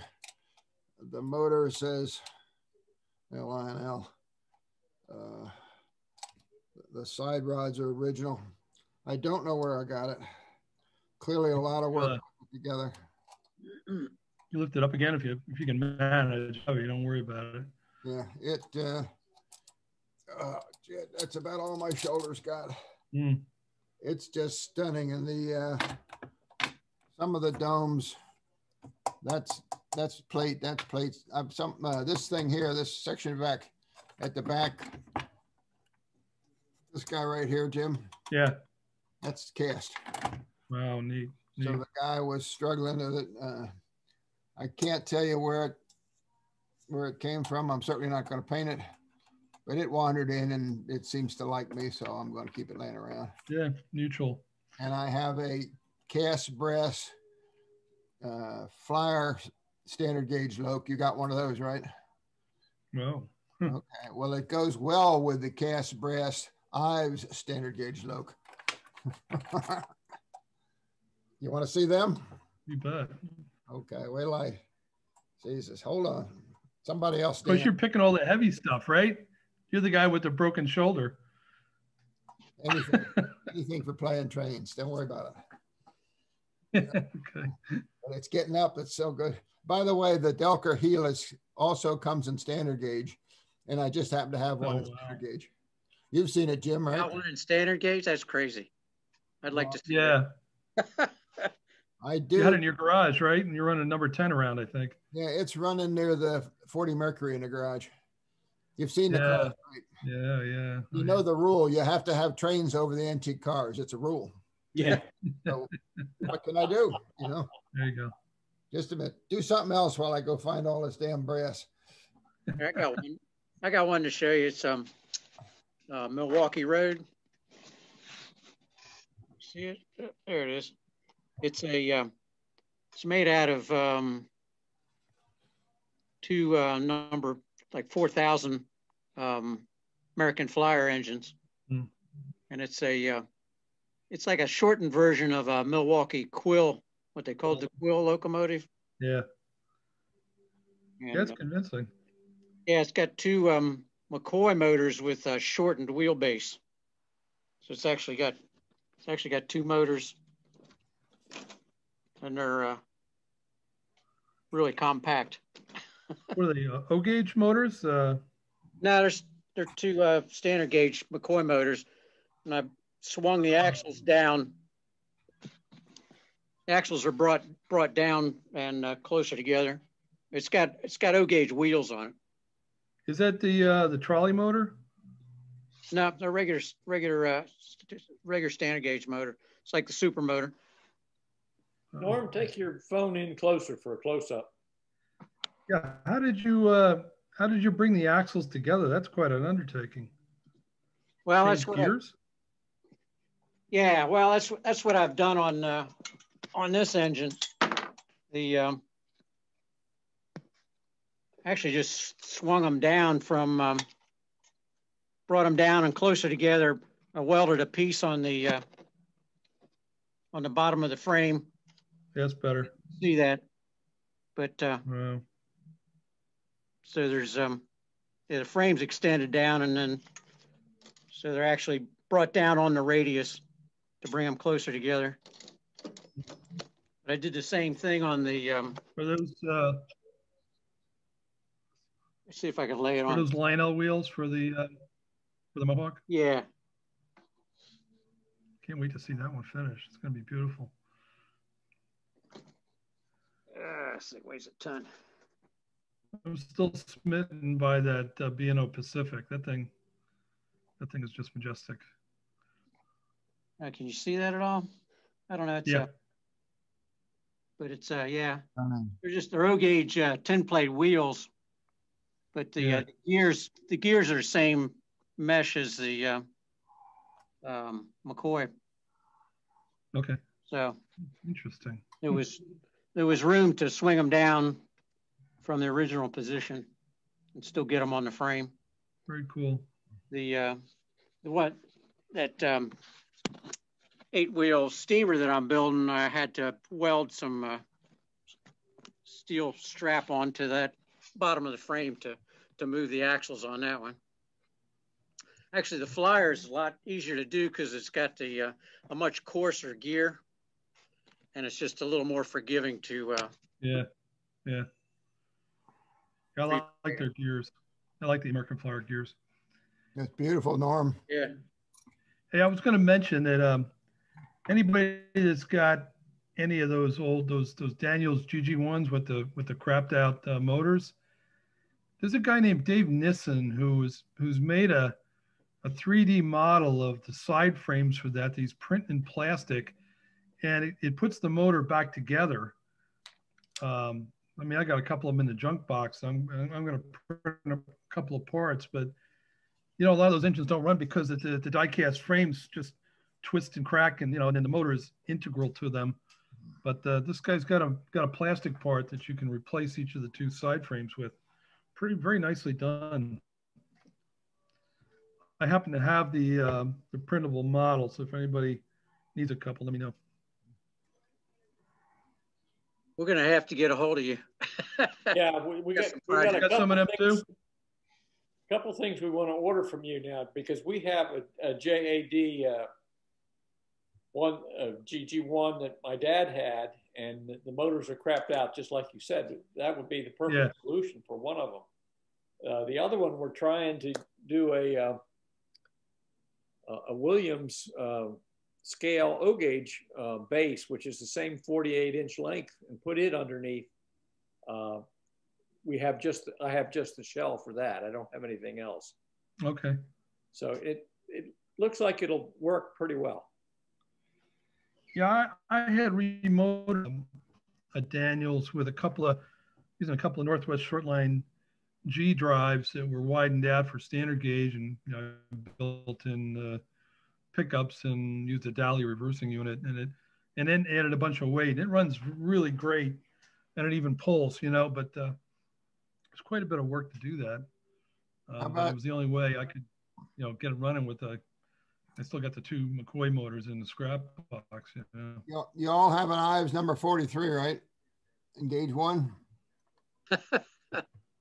Oh, wow. Yeah. Oh, wow. That's this is Joe Weatherly. It was in his shop, and I lost track of it, and then it wandered back in at $1 bazillion, and I couldn't not do it. It's got three tin cars with it. It's all custom, painted by Gus Johnson.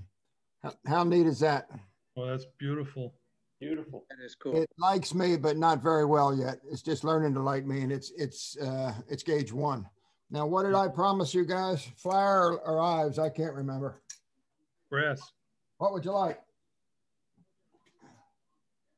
Miss Sandy's gonna beat me up for picking up this crap. Oh, wow. Who cast the boiler? Do you know? Was it sand? No, it wandered in incomplete in pieces, and I've been assembling stuff slowly. I got one side rod, 2 side rods. I don't have the rest of it. I figured it's in here. I know where there it is, and there's a Flyer motor in it with new rollers on it. Something fell off, and I found somebody on eBay was selling some pretty rough castings that somebody was trying to make replacement boilers for that engine. Yeah. I don't think it was brass though. I think it was aluminum or something, or steel. Yeah, but this is the original engine was cast, was pipe metal, or not pipe metal, was cast iron. That's a lovely job. Cast iron, right? This is sand cast. So somebody made a mold. Yeah, bless us. Yeah. Now you like Ives, do you? Yeah, we can stand it. Hmm? Oh, nice. Headlight. That bozo headlight is really something. That's something to it, doesn't it? And it's an Ives motor in the thing. Wow. Somebody, you know, it's all tarnished. It's just, where did I get it? Don't know. Beautiful. Lionel steps, runs well. This was in a TC. Nice craftsmanship. Pardon? Nice craftsmanship on it. Oh, it's just beautiful. Got the reverse unit. Yeah. You know, when nobody cared, this kind of stuff would wander out at a meet, you know, and a guy'd give me good, say, you know, maybe 10 or 15 bucks. And I'd usually resist, but not bragging. It's a different world now. Yeah. One more. Yeah, you got competition these days. Oh, man, it's just, I don't want to tell my secrets because the secret's all gone, but Ted Maurer would sell a homemade engine, not the brass, but just a modified cab or whatnot with the engine in it for 20, 25 bucks. And that's when the motors were bringing $60, $75. Yeah. Oh, I'd begrudgingly buy it, skin the motor out, put one of Williams's, that C-shaped, you know, the fake piece of tin in there. Because I'm a collector. I was not a runner. I'm a runner now. So several of my homemade things in there long since lost the motor. And I'd get $75 out of the motor and I'd have made 40 bucks and I got the piece. So what can I tell you? You know the Lionel 218 dump car? Yeah. You got a 518 dump car? Not yet. You the straight man? Oh, get out. Look at that.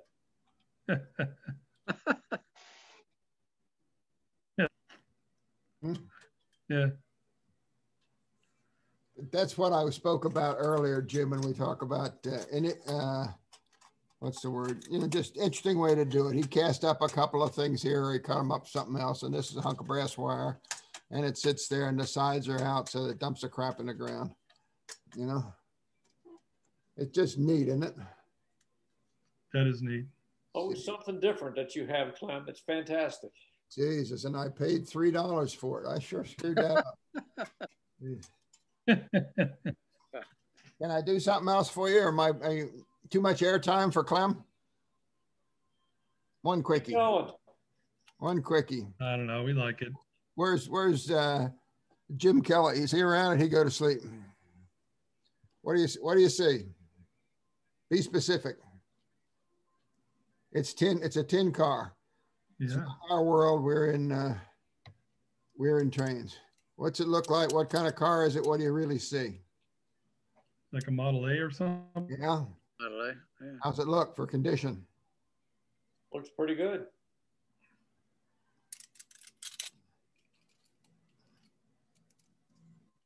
How's that one look? Everything there? A little rough. Played with. A little rough. A little rough, yeah. Yeah. Okay. It's been around the dirt track a few times. I want to get somebody suckered. I suckered old Jim Waterman. I'm happy as a clam. This is a. You see the dent here in the radiator shell, right there. Yeah, yeah. Funny thing, Jimmy. Same dent. See it? That was the way it was designed. See the headlight? Yeah. One headlight, no headlight. Yeah. You see the door? Yeah. Formed like that. Who can do the English? Let me try to do the English. This is a model of a beat up Model A, as opposed to a beat up model of a Model A. You with me? Model A. Yeah. How neat is that? So I decided to see how many went there, and I got 8 or 9 of them. They're so neat. And then I pay average of $4 or $5. And I bought one from some lady and she says, you kind of like those? Yeah, sort of. What else you know? She said, you want the rest of the kit? You want the box?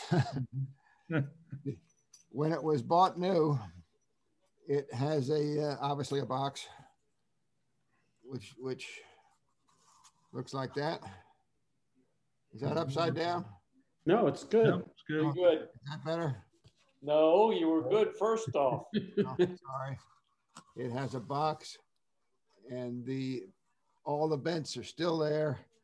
And the lady said, "Would you want the parts you're missing?" And there they are. So it came as a beat up model, and this could put it back to be straight. And to my amazement, on the outside, it says, where is it? It says something about the motor. Imagine that. I've never seen a motor, but I just thought that would be fun because I got suckered and I got Jim to say, well, it's a beat up model. It's a model of a beat up. Thank you, Jim, for setting it up. That's going to cost me, isn't it, Jim? I don't think he's got his ears on. There he is. Yeah. Yeah, it's fun. It's just fun. Sometimes you got to deviate a little bit when something fun comes along, and then trying to figure it out, and then eventually pass them out. One of the things I've been mussing with is small tin houses, homemade tin houses. I got 10 or 20. I'm really pleased with them. They're just, early fruit juice can and that sort of thing. I'm in when George was around, I'm in the O-Gauge Modulars Association, National Capital Trackers, and the end of our module layouts, they're curved pieces. Those pieces belong to the club. So they're basically bare when you set up. If I'm around, I'll bring a whole cardboard box of these lightweight little houses. I'm going to put them on a corner. Ed's seen them, Norma's seen them. They just look great. Yep, that's true. No quality, no nothing. They look great. Then I found some O-Gauge cardboard billings and I put it with them, and it just looks great. Then when I get tired, I sell them off, go off and do something else. This is great fun. Thank you for listening to me, gentlemen. Great. Hey, Jeff Mayer, Steve Eastman got his part, right? You just went on mute. There we go. Yes, he did. Okay, cool. I never heard back from him. You got to get him to come on this thing. He's got a million things he could talk about. Well, I thought he was going to be on, and then for some reason, I don't know. I got a couple of emails from people that, we moved it from Thursday to Wednesday to deconflict with one meeting, but that there was some other TCA leadership meeting tonight or something else. I don't know. I have to go back and look at my emails, but I got it last minute from people. So we'll have to get him to do a video for the next one with all his stuff. Steve Eastman, he's man, he got stuff. And he even has a Waterman Wall of Fame. He does. Yeah. Yeah, he's got he's bought a whole bunch of stuff from me, but he's got all the engines on one wall, all stacked up on top of each other. I was flattered. He posted a picture of it. So he's a great guy. We have a lot in common. I visited him out there, and he just had a blast just going through his stuff for hours and hours. Does Russ ever want to join us? He's a great guy. Does Russ want to join us? Who, McFall? Yeah. I'm probably going to be in contact with him. We're trying to get him to maybe open up for a few of us sometime in the future. And he was going to do it, and then some family situations. But sometime in the future, I want to go back out there. But that guy, wow. Yeah. He's got a lot of really interesting things. A lot of homemade stuff and a lot of that Carlisle and Finch layout. Oh yeah, that layout's there. Just an incredible man. Yeah.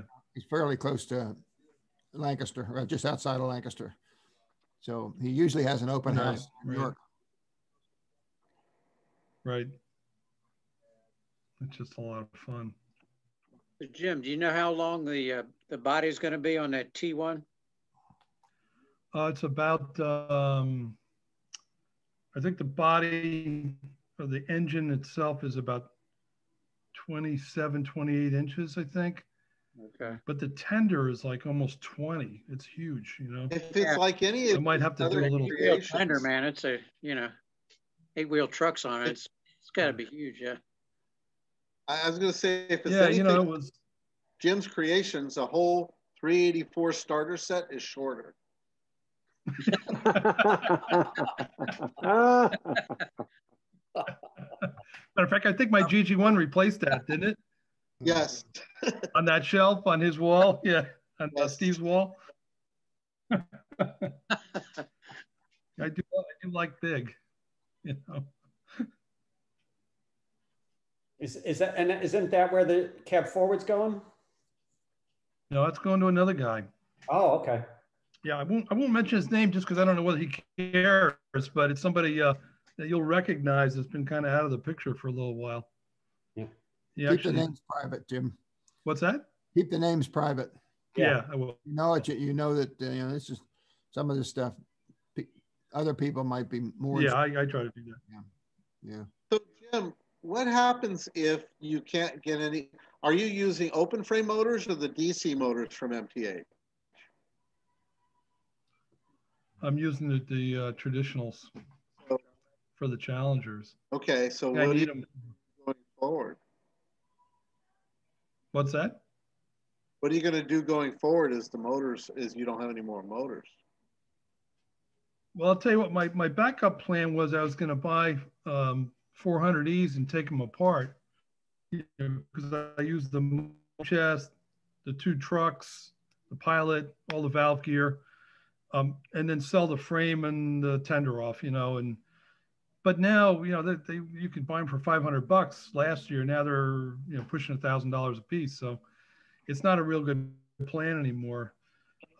Ultimately, I think what I'll do is I'll develop a new drive, as long as I can get the drivers from Henning. I'll create something with CAN motors and, my own drive. The problem with the contemporary ones with the CAN motor is that the CAN motor sticks up above the frame. And so, you got to gouge into, the builder sits literally below the boiler. I mean, there's a flat spot on the boiler where it pivots. You've seen Steve's.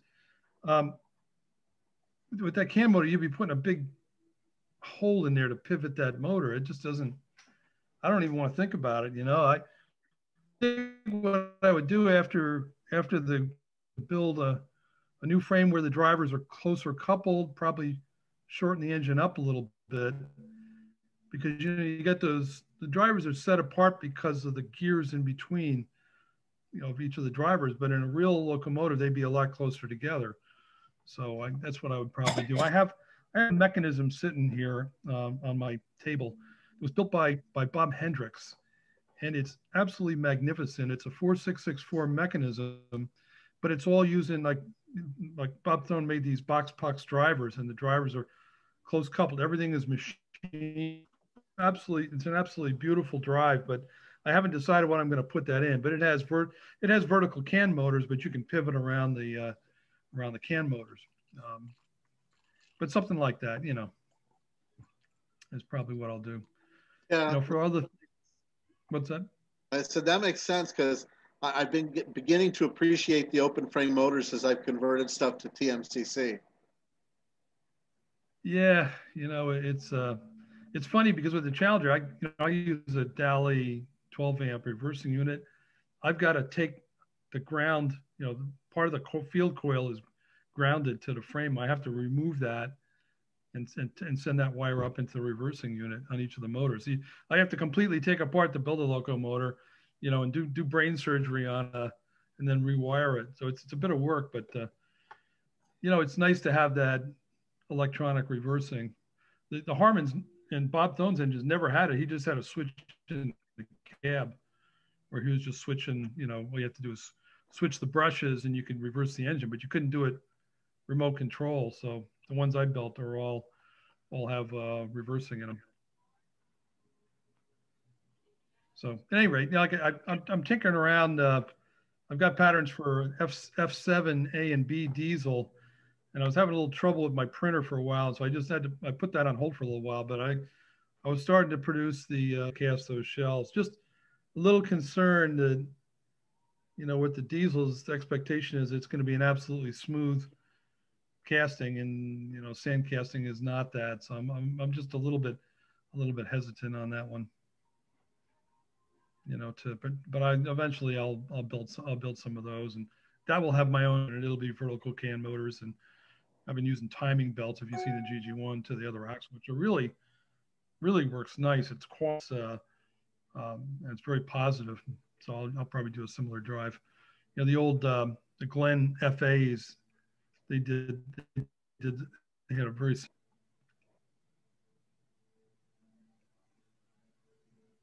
looks like Clem went to bed, huh?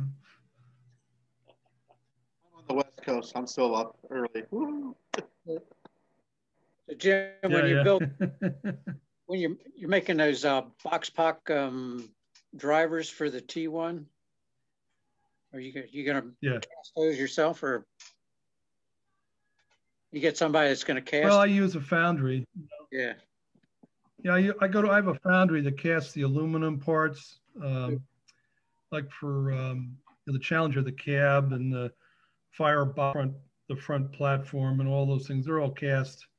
There's the whole tender is all. That going to fit Lionel gears? I'm not going to use. I'm not going to rig them for Lionel gears. I suppose if you're really desperate, you could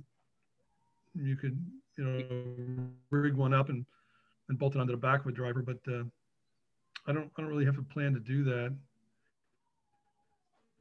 They've got those that come off there that the gear goes on, and you peen them over. I'm not going to be doing that.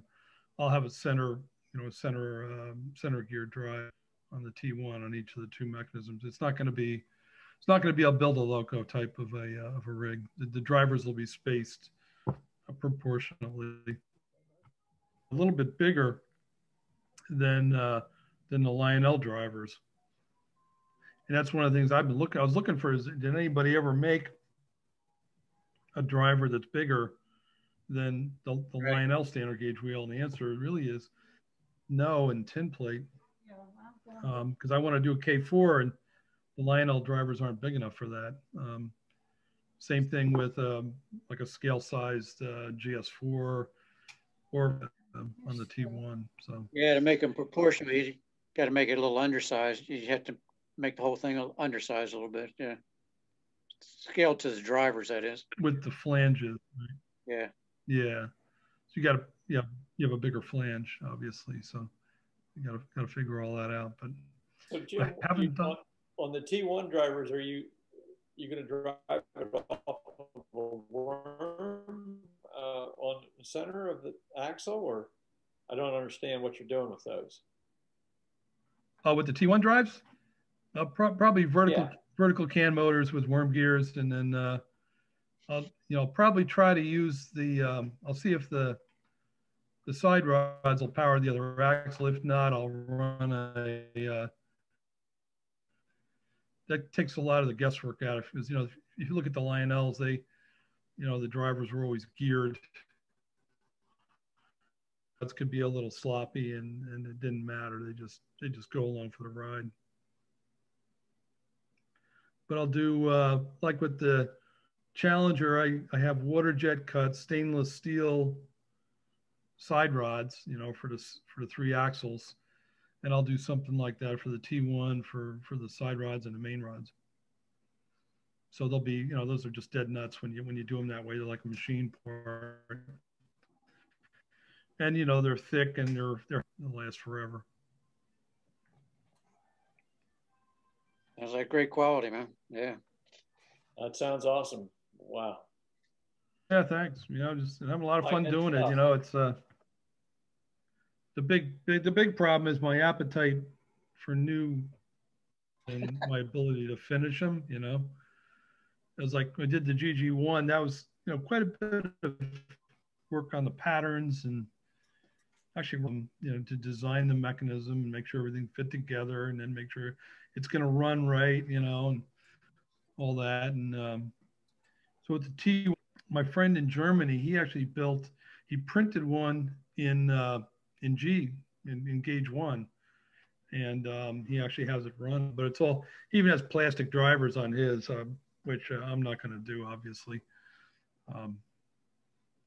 But it's fortunate. It's nice to have some. They get on the CAD, the computer-aided design tube, and they can whip this stuff out like nobody's business. I had a couple of you guys familiar with the Glen 060, the USRA switcher. Well, I picked up a couple of kits, and the one kit was missing the valve hanger, which is a cast aluminum part. And so I was kind of mucking around trying to do it myself, and then the guy did the GG1. He designed it like overnight. He did a perfect design, 3D model, printed it out, compared it to the original. Maybe better than the original, So, and I won't even tell you what I paid him for all that. He works very inexpensively. And you saw the Zephyr, right? He did the Zephyr as well. That thing is awesome, yeah. Beautiful. It's just, I'm really, really, really happy with it. I'm dying to get one built and get it running, Yeah. I'll probably just use the plastic parts and, kind of rig it together and build a drive and get it running. Norm, if you got any ideas on how to do a vestibule, let me know. For which? For the Zephyr in between the cars. I thought about just doing, regular trucks under the cars and coupling them, but that, that's not quite a Zephyr, Yeah. What about a pipe and using the pipe like they do for that vestibule? Can you do it with a pipe with a bottom? Well, it's got like a different, almost a ball-shaped curvature on the top and bottom of the vestibule. I was actually looking on McMaster today, and a 3-inch pipe, and they've got these caps you can buy that flip right over the pipe, and I thought, well, then I'd cut some holes in each end and fasten it to, an underframe or something, and maybe put pins in the ends of the car that would stick onto it. It was not going to be as elegant as like the JAD that's what this Hiawatha cars. Okay. I just wish I could reproduce that. Those things are really slick. Yeah, it's that's 3 stampings. Sides and the top piece is separate. And then you look underneath, right? And there's one stamping for the frame. There's the spring. I was just looking at mine the other day. Yeah. There's a bunch of parts. I mean, they fit together. Yeah, it's a lot of different parts there. I mean, it looks pretty simple, but it's got a lot of detail there. Yeah. I mean, I just love the way that it's a little longer and it fits into the cars, Yep. It's really nicely done. I just wish I could print it or something, Jim, are your cars straight on the ends or are they curved like those? So they're, that the profile, the sides are flat and then the roof is curved. Yeah, it's curved. I don't have one handy. This actually has a little felt. Just like the real Zephyr. If you look at it, it was made by the Budd Company, and they made all the passenger cars as well. After the war, they were making thousands of the fluted side cars that everybody ran. The Super Chief, and I guess everybody bought them. But yeah, they were flat sides and a crowned roof. Now I was just wondering if there's some way, because when I was thinking about like a pipe as your pivot point and stuff like that, like the piece there, but right. And I didn't even realize this. If you go to a muffler shop, they have machines that'll take the standard pipe, and depending on the size, they can either enlarge them or close them down even in that machine. And I saw a guy take like a 3-inch pipe and bring it down to a 2 even, and it has just like a nice bend in, and then it comes right up. One of those guys shows up at Carlisle and Hershey with the machine. Yeah. Right there on the spot. Now, if I could just get them to completely close out the top with like a dome on it. Mm-hmm. I keep trying to look around to see if there's something I can buy that's kind of the same shape and size, you know, to be able to adapt to it. Almost like an old spray can, you know, or something. But something that's not going to be identifiable once you paint it and letter it and all that. Yeah, it can't look too hokey, you know. I'll keep thinking it out. That's the fun of it.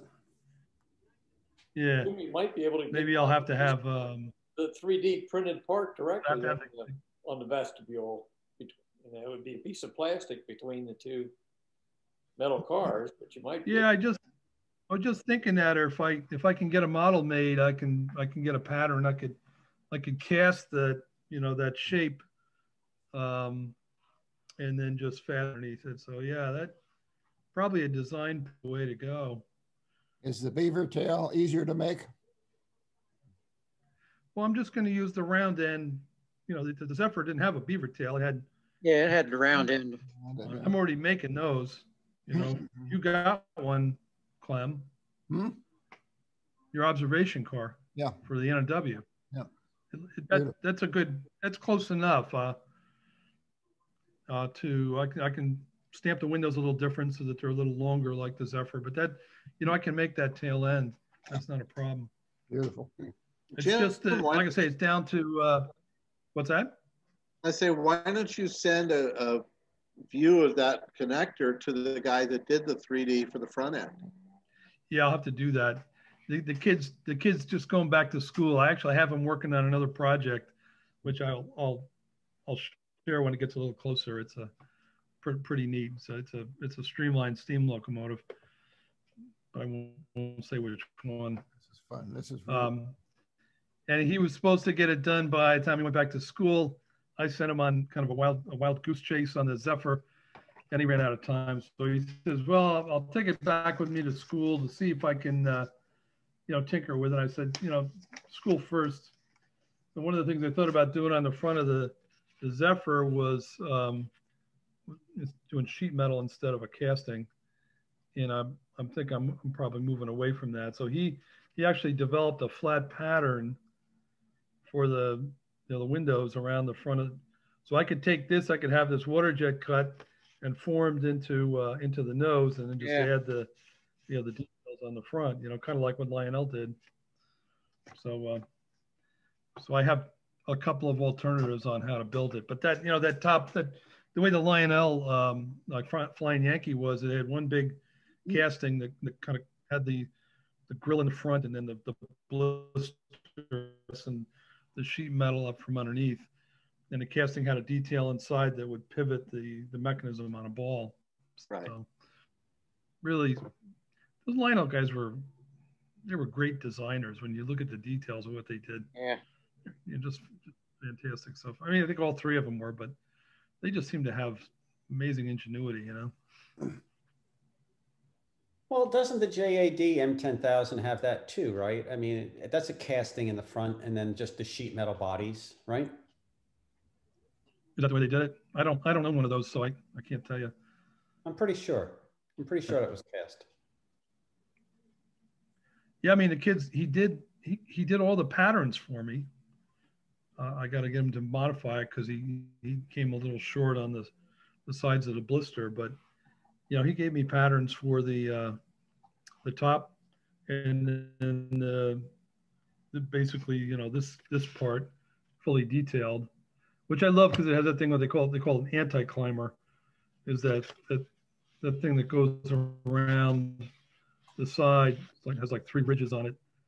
It's some details like that I think really set it apart.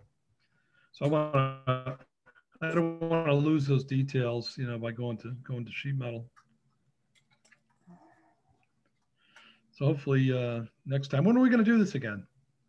We're talking April, right? Yeah, a couple months, right? Yeah, beginning of April. Yeah. Yeah, Ken, we were talking about that, right? Yeah. Yeah, I mean, originally we sort of said every 3 months, but I'd say we do every 2 months until we start getting bored with each other or something, if that makes sense. So, right? What would that be, March? I guess, yeah. So no later than April, maybe end of March, early April. Yeah. Is there going to be a York? I think you mentioned that before. We don't know. For the April Well, I'll meet? tell you what, I'd say it's. I don't think you're going to have an April York because it's too soon. No. Yeah. Who would go and set up a table and be there for 2 days in a COVID hotbed, and would come? With 20,000 people walking by your table saying hi, right? Right. Not enough people vaccinated yet, you know. Yeah. I'll bet if they did it, it's going to be a new record. Low. It'll probably be under 5,000 people. Yeah, and it costs a lot to put it on. A lot less, I'm sure. You need to check the date of Spring Carlisle, Jim, before you make because that sucks off a lot of people. Okay. With my TTOS club, the SP, and doing the open air, the trains and coffee, we've had to kill it for December and January because the COVID rate's just so high and the lockdown is so bad. And I'm hoping February, March, but that's still open air, 6-foot distance, mask, temperature checks. A lot of work, but at least it's something. Yeah. But right now, we can't even do that. I mean, you can't even go to a restaurant, sit at a patio. My doctor said if I get COVID, it's one-way trip. Yeah. I'll get the bubble top to the, and if I can get a bed and I'm done, I'm not coming home. Yeah. So I don't, you know. Yeah. And with this kind of my stuff, wife the gym has, you don't want to put this out on a table where it's going to rain at 2 in the afternoon. Yeah. So I just not, everybody says, well, the trains will be there. No, the trains ain't coming. The dealers ain't coming. Yeah.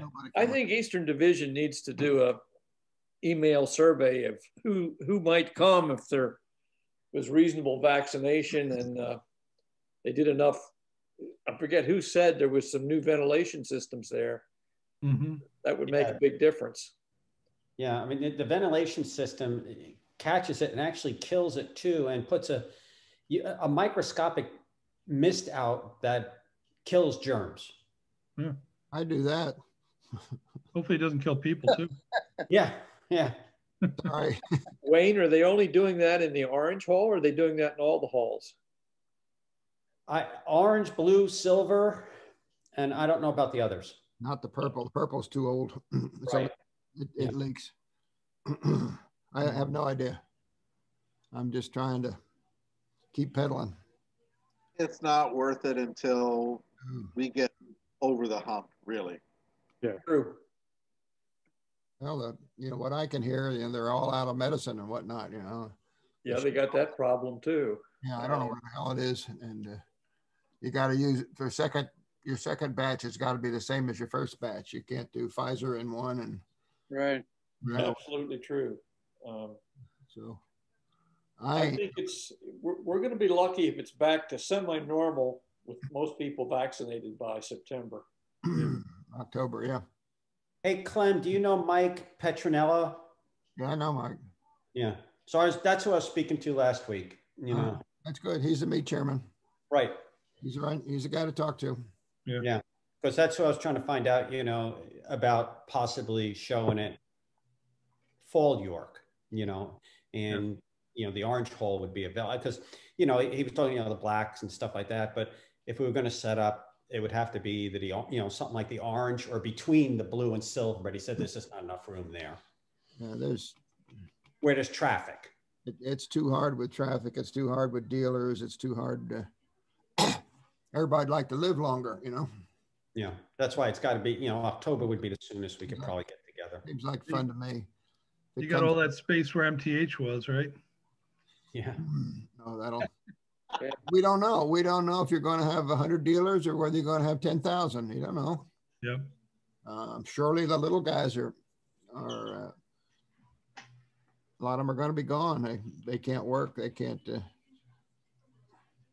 You know, it's funny though. Every dealer and parts guy, and Joe Mania included, has told me that ever since they're all like super busy. Stuff selling, you know, like a lot of the tin plate MTH has gone up in price. I mean, I guess two reasons. One is, you know, and they're not making it anymore, and then all these guys are at home. I mean, for me, I got more work than I've ever had before. So, you know, no meets doesn't necessarily mean that the guys who are selling trains aren't selling trains. You know, it's just we're keeping FedEx and post office busy. When is Randy Berger's auction? This weekend? Next weekend? This Saturday. This Saturday? This Saturday. Yeah. Oh, geez. Oh. Can I borrow 10,000, Jim? You might need 50. There's some really, really rare stuff in that, man. Oh man. You know. Yeah, I haven't. Have you ever seen it? Have you seen the catalog? Yeah, go on Stout Auctions online. It's all on there now. Is it? Okay. Yeah, there's like 500 or 600 items. Ooh. I don't. I mean, you know, all those things that you always wanted to own, like a pretty good condition Prosperity sets are all original. You know, Black Diamond. You know, all the key sets are there. In very, you know, in probably very good to some cases excellent. Excellent for eyes means that there's, you know, a couple of ounces of paint in the bottom of the box, right? Yep. Oh. Yeah. It's better than Dorfin because there'd be a couple ounces of zinc at the bottom of the box. That's right. You just pour the engine out of the box. I had that set. I gave it away. Yeah, it's like, okay. I have some reproduction Dorfan trucks around somewhere, but not much. Oh no, I'm the crazy one that I've rebuilt some of the original Dorfin trucks with JB Weld. I've gotten a couple engines, and Steve and I have remotored the O gauge. We've got a couple standard gauge that if we have better wheels, we might be able to get them to run. We've done stuff to get the original Dorfin to run again, and then we've kind of people ask us why. It's like, I don't know. It's cool. It's cool, yeah. They're just good looking stuff. Yeah.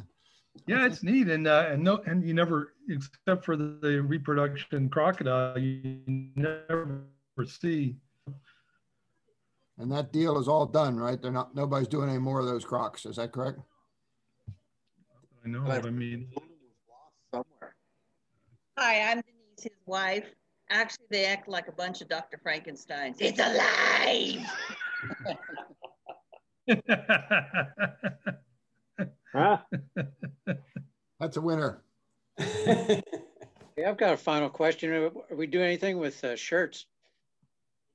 You know, I contacted that lady again that was doing the artwork for us because I paid out of my pocket to have that designed. Yeah. And never came through with that. And we've been corresponding again because I found that when I moved, I found the patches. You know, remember we had the patches made, and I found one of the patches, and I want to send that to them so that they can match the quality of that. Because they have the high res file, but they keep screwing up the artwork that it looks horrible. You know, they don't have the detail in the driver and stuff. So I am working on that again. Okay. Yeah.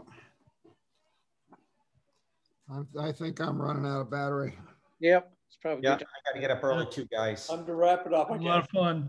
Hey guys, it was wonderful. It's been fun. Jim, thanks for taking over. Ken, thank you very much for all your work and putting this together. And yes, Ken. I love it. Going forward, both of you.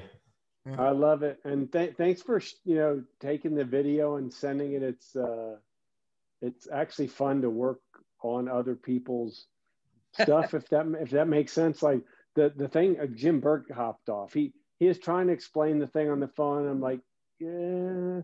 And then I started getting the video. I'm like, okay, this is really cool. I don't have to do any thinking. I just have to kind of mechanically put it together. I don't think it all came through very well, but when I edit the thing to put up on YouTube, I'll cut out the Zoom video and put in the real video, which has much better quality. You should watch Jim's thing. It's really, he's got some amazing stuff, and it looked like the table he built looks like a pool table to me. It looks like somebody built a 12-foot. Fine woodwork. It's fine woodwork. Fine woodwork. Amazing. Yeah. I got to see it when we were down there, and it's a piece of furniture. Yeah. Yeah. Even It's as look at nice his as my. stations. Look at his stations. They're on platforms that are hardwood, and they're all machined and routed out and stuff, and the lights go on it, and it's all on these little platforms that he had made. Yeah, the lights are on that. It's just absolutely gorgeous. I had such fun doing that, and he's got all the little figures and stuff. So anyway, I had a good time. I'll try to get some other people to do it. You can, you know. Well, Jeff, we got to see more of yours because you just showed us that little snippet. Yeah. Now we want to see more. Yeah. Oh, we want the video for the next one. Yep, I'll have to do a video. Yeah, for sure. Yeah, well, Wade Ken did the update on the still photos from Norm's set. That worked out really well, Ken. Yeah. Yeah. If people don't want to shoot video, you can, if you take enough really good stills, we can turn it into something that's fun to watch. And sometimes that's actually easier to see, like the stuff on the shelves. Well, because it's still. We got some Milwaukee Road going. Yeah. Right. Too much fun. Right. You know, Jim is an artist. That was his life's job. He started a company, so he knows how to all do this stuff. He does the artwork on a lot of things. His home is just wonderful. Yeah. Well, he'd helped do the artwork for the Heinz cars for the TCA. Yes, he did. Cars a few years ago when we ran our SGMA car. He had done the art, helped get the artwork for the Heinz cars, and to get Heinz to release the artwork. Nobody even realizes how much work went into getting those Heinz cars made because Heinz didn't want to let us make them. Not us, but, you know, the TCA. And he had worked with Heinz, was his big account. He worked a lot with Heinz, and he was able to get them to release the, you know, the rights to be able to produce the cars. Neat. Where's he living? Is he still in the Pittsburgh area? Or did he move south? Yeah, he's still in that same house. Yeah. Okay. I don't know why I had thought he had moved to Atlanta or something. So I thought he had moved somewhere else, but he looked like he was still in that same place. Recognized the room, you know. Yeah, that's right. That's the same place from the convention. Yeah. Right. Yeah. Yep. He's got well, I thought at the convention he was selling some trains because he said like we're moving anyway, but maybe just now, like he said, it never happened 20 years later. He did thin out. You know, there was a stout auction. He sold off a lot of his oak age stuff. A lot of stuff he sold. But he kept the good stuff. A lot. Yeah, he still has a lot. Yeah. And the good stuff. I want that Hudson. If you please don't bid on that, Jim, when that goes up. The Randall? Yeah. You can buy one of those on. There's another Randall tender online on eBay.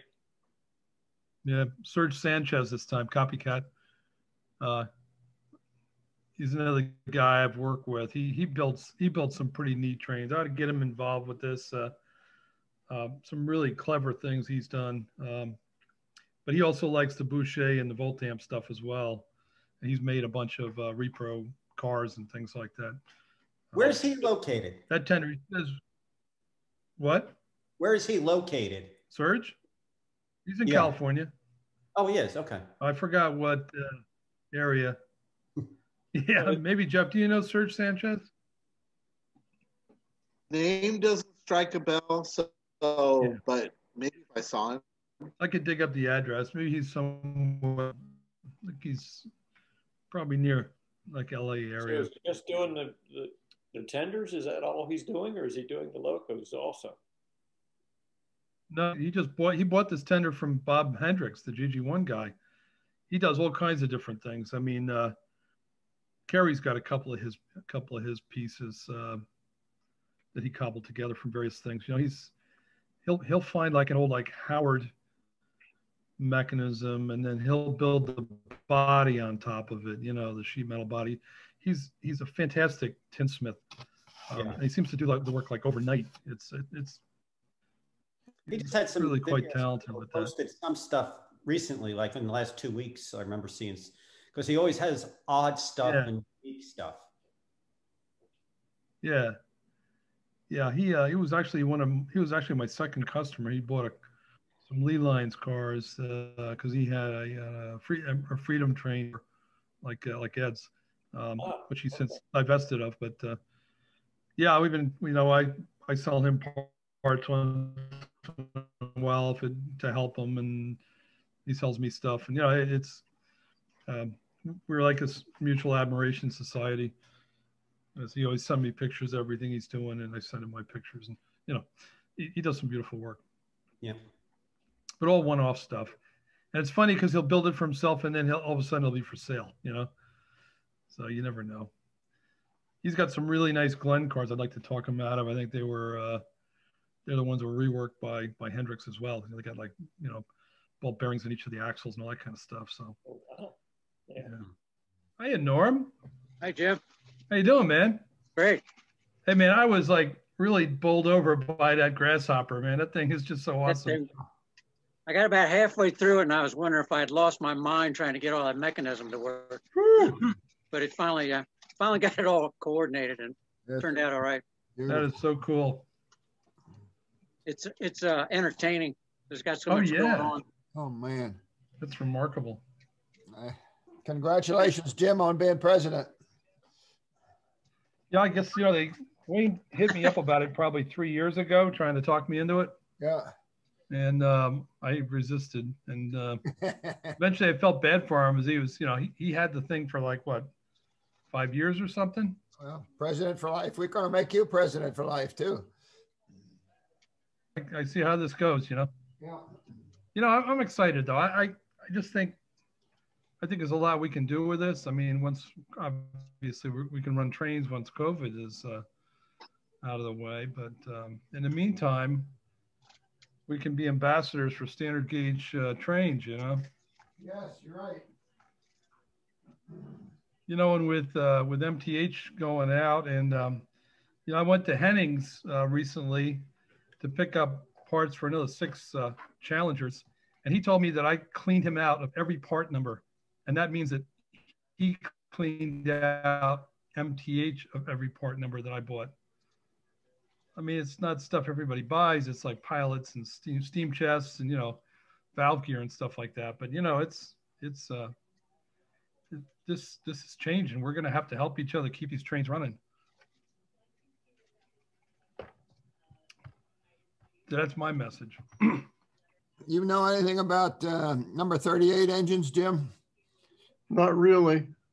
You got a 6-wheel thin rim 38? I do not. Well, what the I hell? know the 38s have side rods. Oh yeah, it's got side rods. It's got side rods. With the railing on top, you got any of those? No, I don't. Norm, you got any of those, Norm? No. That is wild. Wait a minute, I can't. That's a. This is my bad arm. How did I do? How neat is that? Looks like a custom chassis on it. Yeah, look at the side. There's your side rods, Jim. Is that all right? Is that has 6 wheels, obviously? Oh yeah. Wow. Wow. That is yeah, cool. I think I've seen that one before. Jim has, yes. Jim has, yes. It's a row of gears and stuff, and no, it's 1 gear to the center wheel, and then side rods do the work. This was at the TCA Museum on that thing, but I just thought I'd make sure you're keeping you guys current on what we're doing. Somebody had this thing at York and said, I don't think I want this. What are you going to do, Clem? Wow. Just watch this before somebody else gets a thing. Yeah, that's a Norm, can you see the guts? Yeah. I like the blind wheels there. Aren't they beautiful? There's some custom made, I guess. Oh yeah.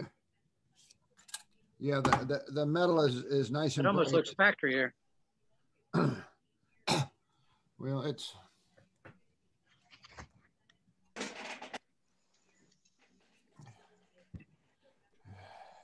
so good to see you guys. Yeah, it's awesome. So good to see you guys. I invited some guests, but I have no idea if they're going to make it. Good. Because I can't tell if I invited them in this thing. You know, I invite them, but I got no way of knowing. If they're yelling, screaming, and run amok, it's my fault. Do we have any idea how many guys are going to be on the call tonight? Last time we had almost 60. Yeah. I invited 7, maybe 8. And they'll be talking and interrupting and making fools of themselves, so you know who invited them. I tried to get the listing on the standard gauge forum on Facebook, but apparently because it had a link in there, they didn't post it.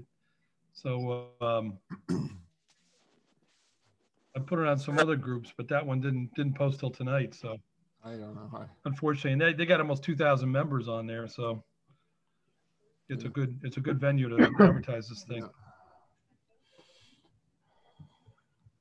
Can you hear me well enough? Yep. Yep. I hear you all right. Sound good. Yep. Okay. Everybody good except me? Action. Yep. Sounds good. I see they delayed the convention decision for 2 months.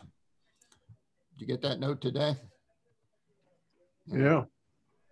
Hey, Clem, just before we go live with this thing, can you tell those guys running TCA that they're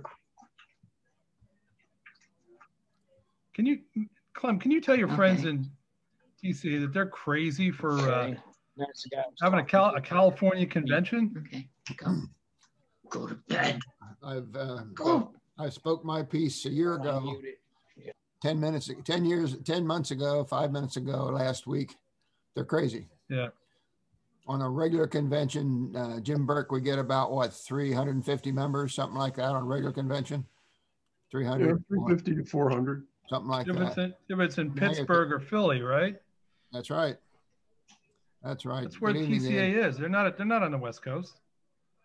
And nobody's going to California because nobody knows we're ready.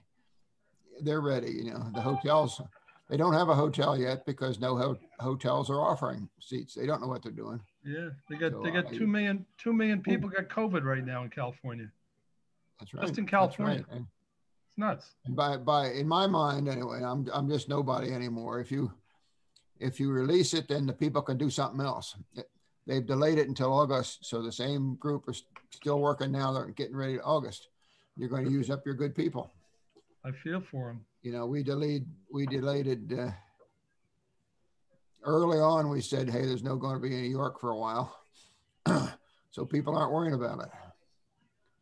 I don't know what they're going to do next spring, but I know when the decision's going to be. Do you know that? Cancel fall? Is it set though, Clem? Because I know that as of last week, they were still debating even for this April. With all the safety features that went into the holes and everything, they've got a complete environmental system put in at the York Fairgrounds now. And, you know, last week I had some conversations because I'm trying to figure some things out that we'll go over later. And they were saying that there's still a possibility for April and probable for October. The decision has yet to be made.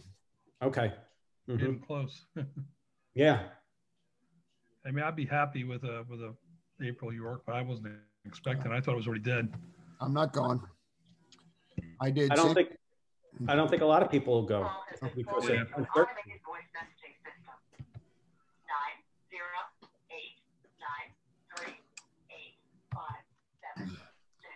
Remember, York is also about the people selling. If they're not there, we can go all we want. Yeah. I get those arguments, you know, well, gee, the trains will be there and Jim Burke will buy them all. Well, Jim Burke ain't going to be there and the trains ain't going to be there. Yeah. People are just crazy. Go to your mail and click on their link. Who wants to get on an airplane? Really? Yeah, no, I'm not. I'm struggling. I have next fall, you know, I hope to do Hershey one more time, and that's the week before York. I may not be able to do that. I got my first shot the other day, both Sandy and I, so we're good with the other stuff, not the Pfizer, the other stuff. Moderna? Yeah. Let me tell you what I'm looking for, because you guys look for me once in a while to have a good idea. I need some Pfizer or Moderna empty, what do you call them? Vial? The vial? Yep. I don't make 2 train cars I'm going to use shorty guns and put them in and put on the side of the car, Pfizer delivers life. How do you like that? And try and get those bottles. I've tried to bribe. You should contact the guys, contact the centers that are giving the vaccine out. I'm sure they throw them away. They do. Yeah, they but do not. hey guys, they may be destroying them because they don't want any counterfeits, as rare as that stuff is. Yeah. Exactly. I can get the empty bottles from Pfizer for $100 for 50 of them or something. Don't want that. I got an idea for you. If you go online, you can see pictures of the vials. Yep. Print them out and put them on another bottle.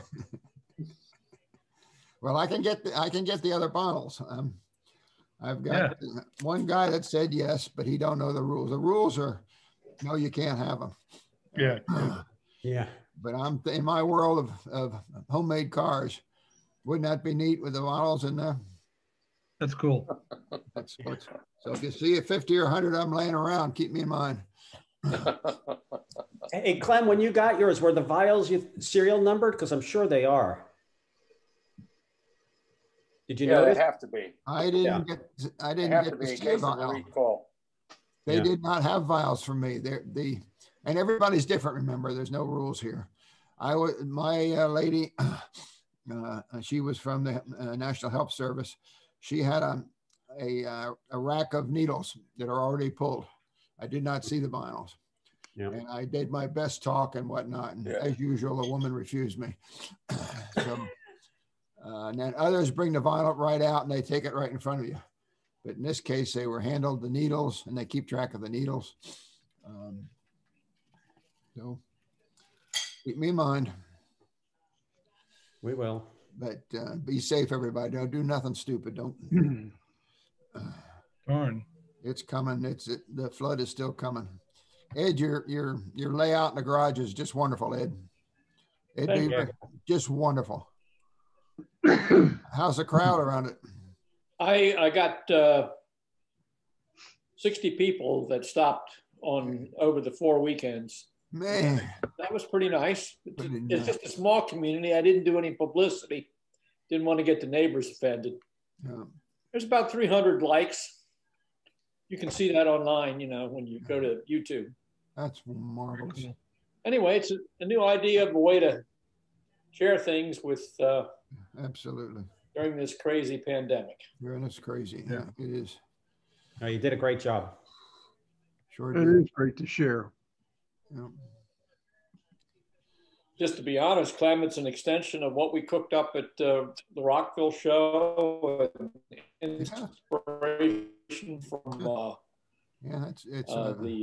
show in Manassas and things like that. It was at Rockville Shell's all you're doing. That thing is just stunning. Yeah, that standard gauge. Well, Norm's taken it over, been carrying the water the last 2 years. When we started that thing, none of us knew that porch was there, Ed. That's where they put all the chairs. It wasn't offered. It was you and George, I think. George, you found that porch, right? I think so. Yeah, we Going didn't. back a bit. Barbara Jones, look at here, folks. Hey, welcome. Hello, Barbara. Somehow not in right now. Hey, Kurt U-Haul.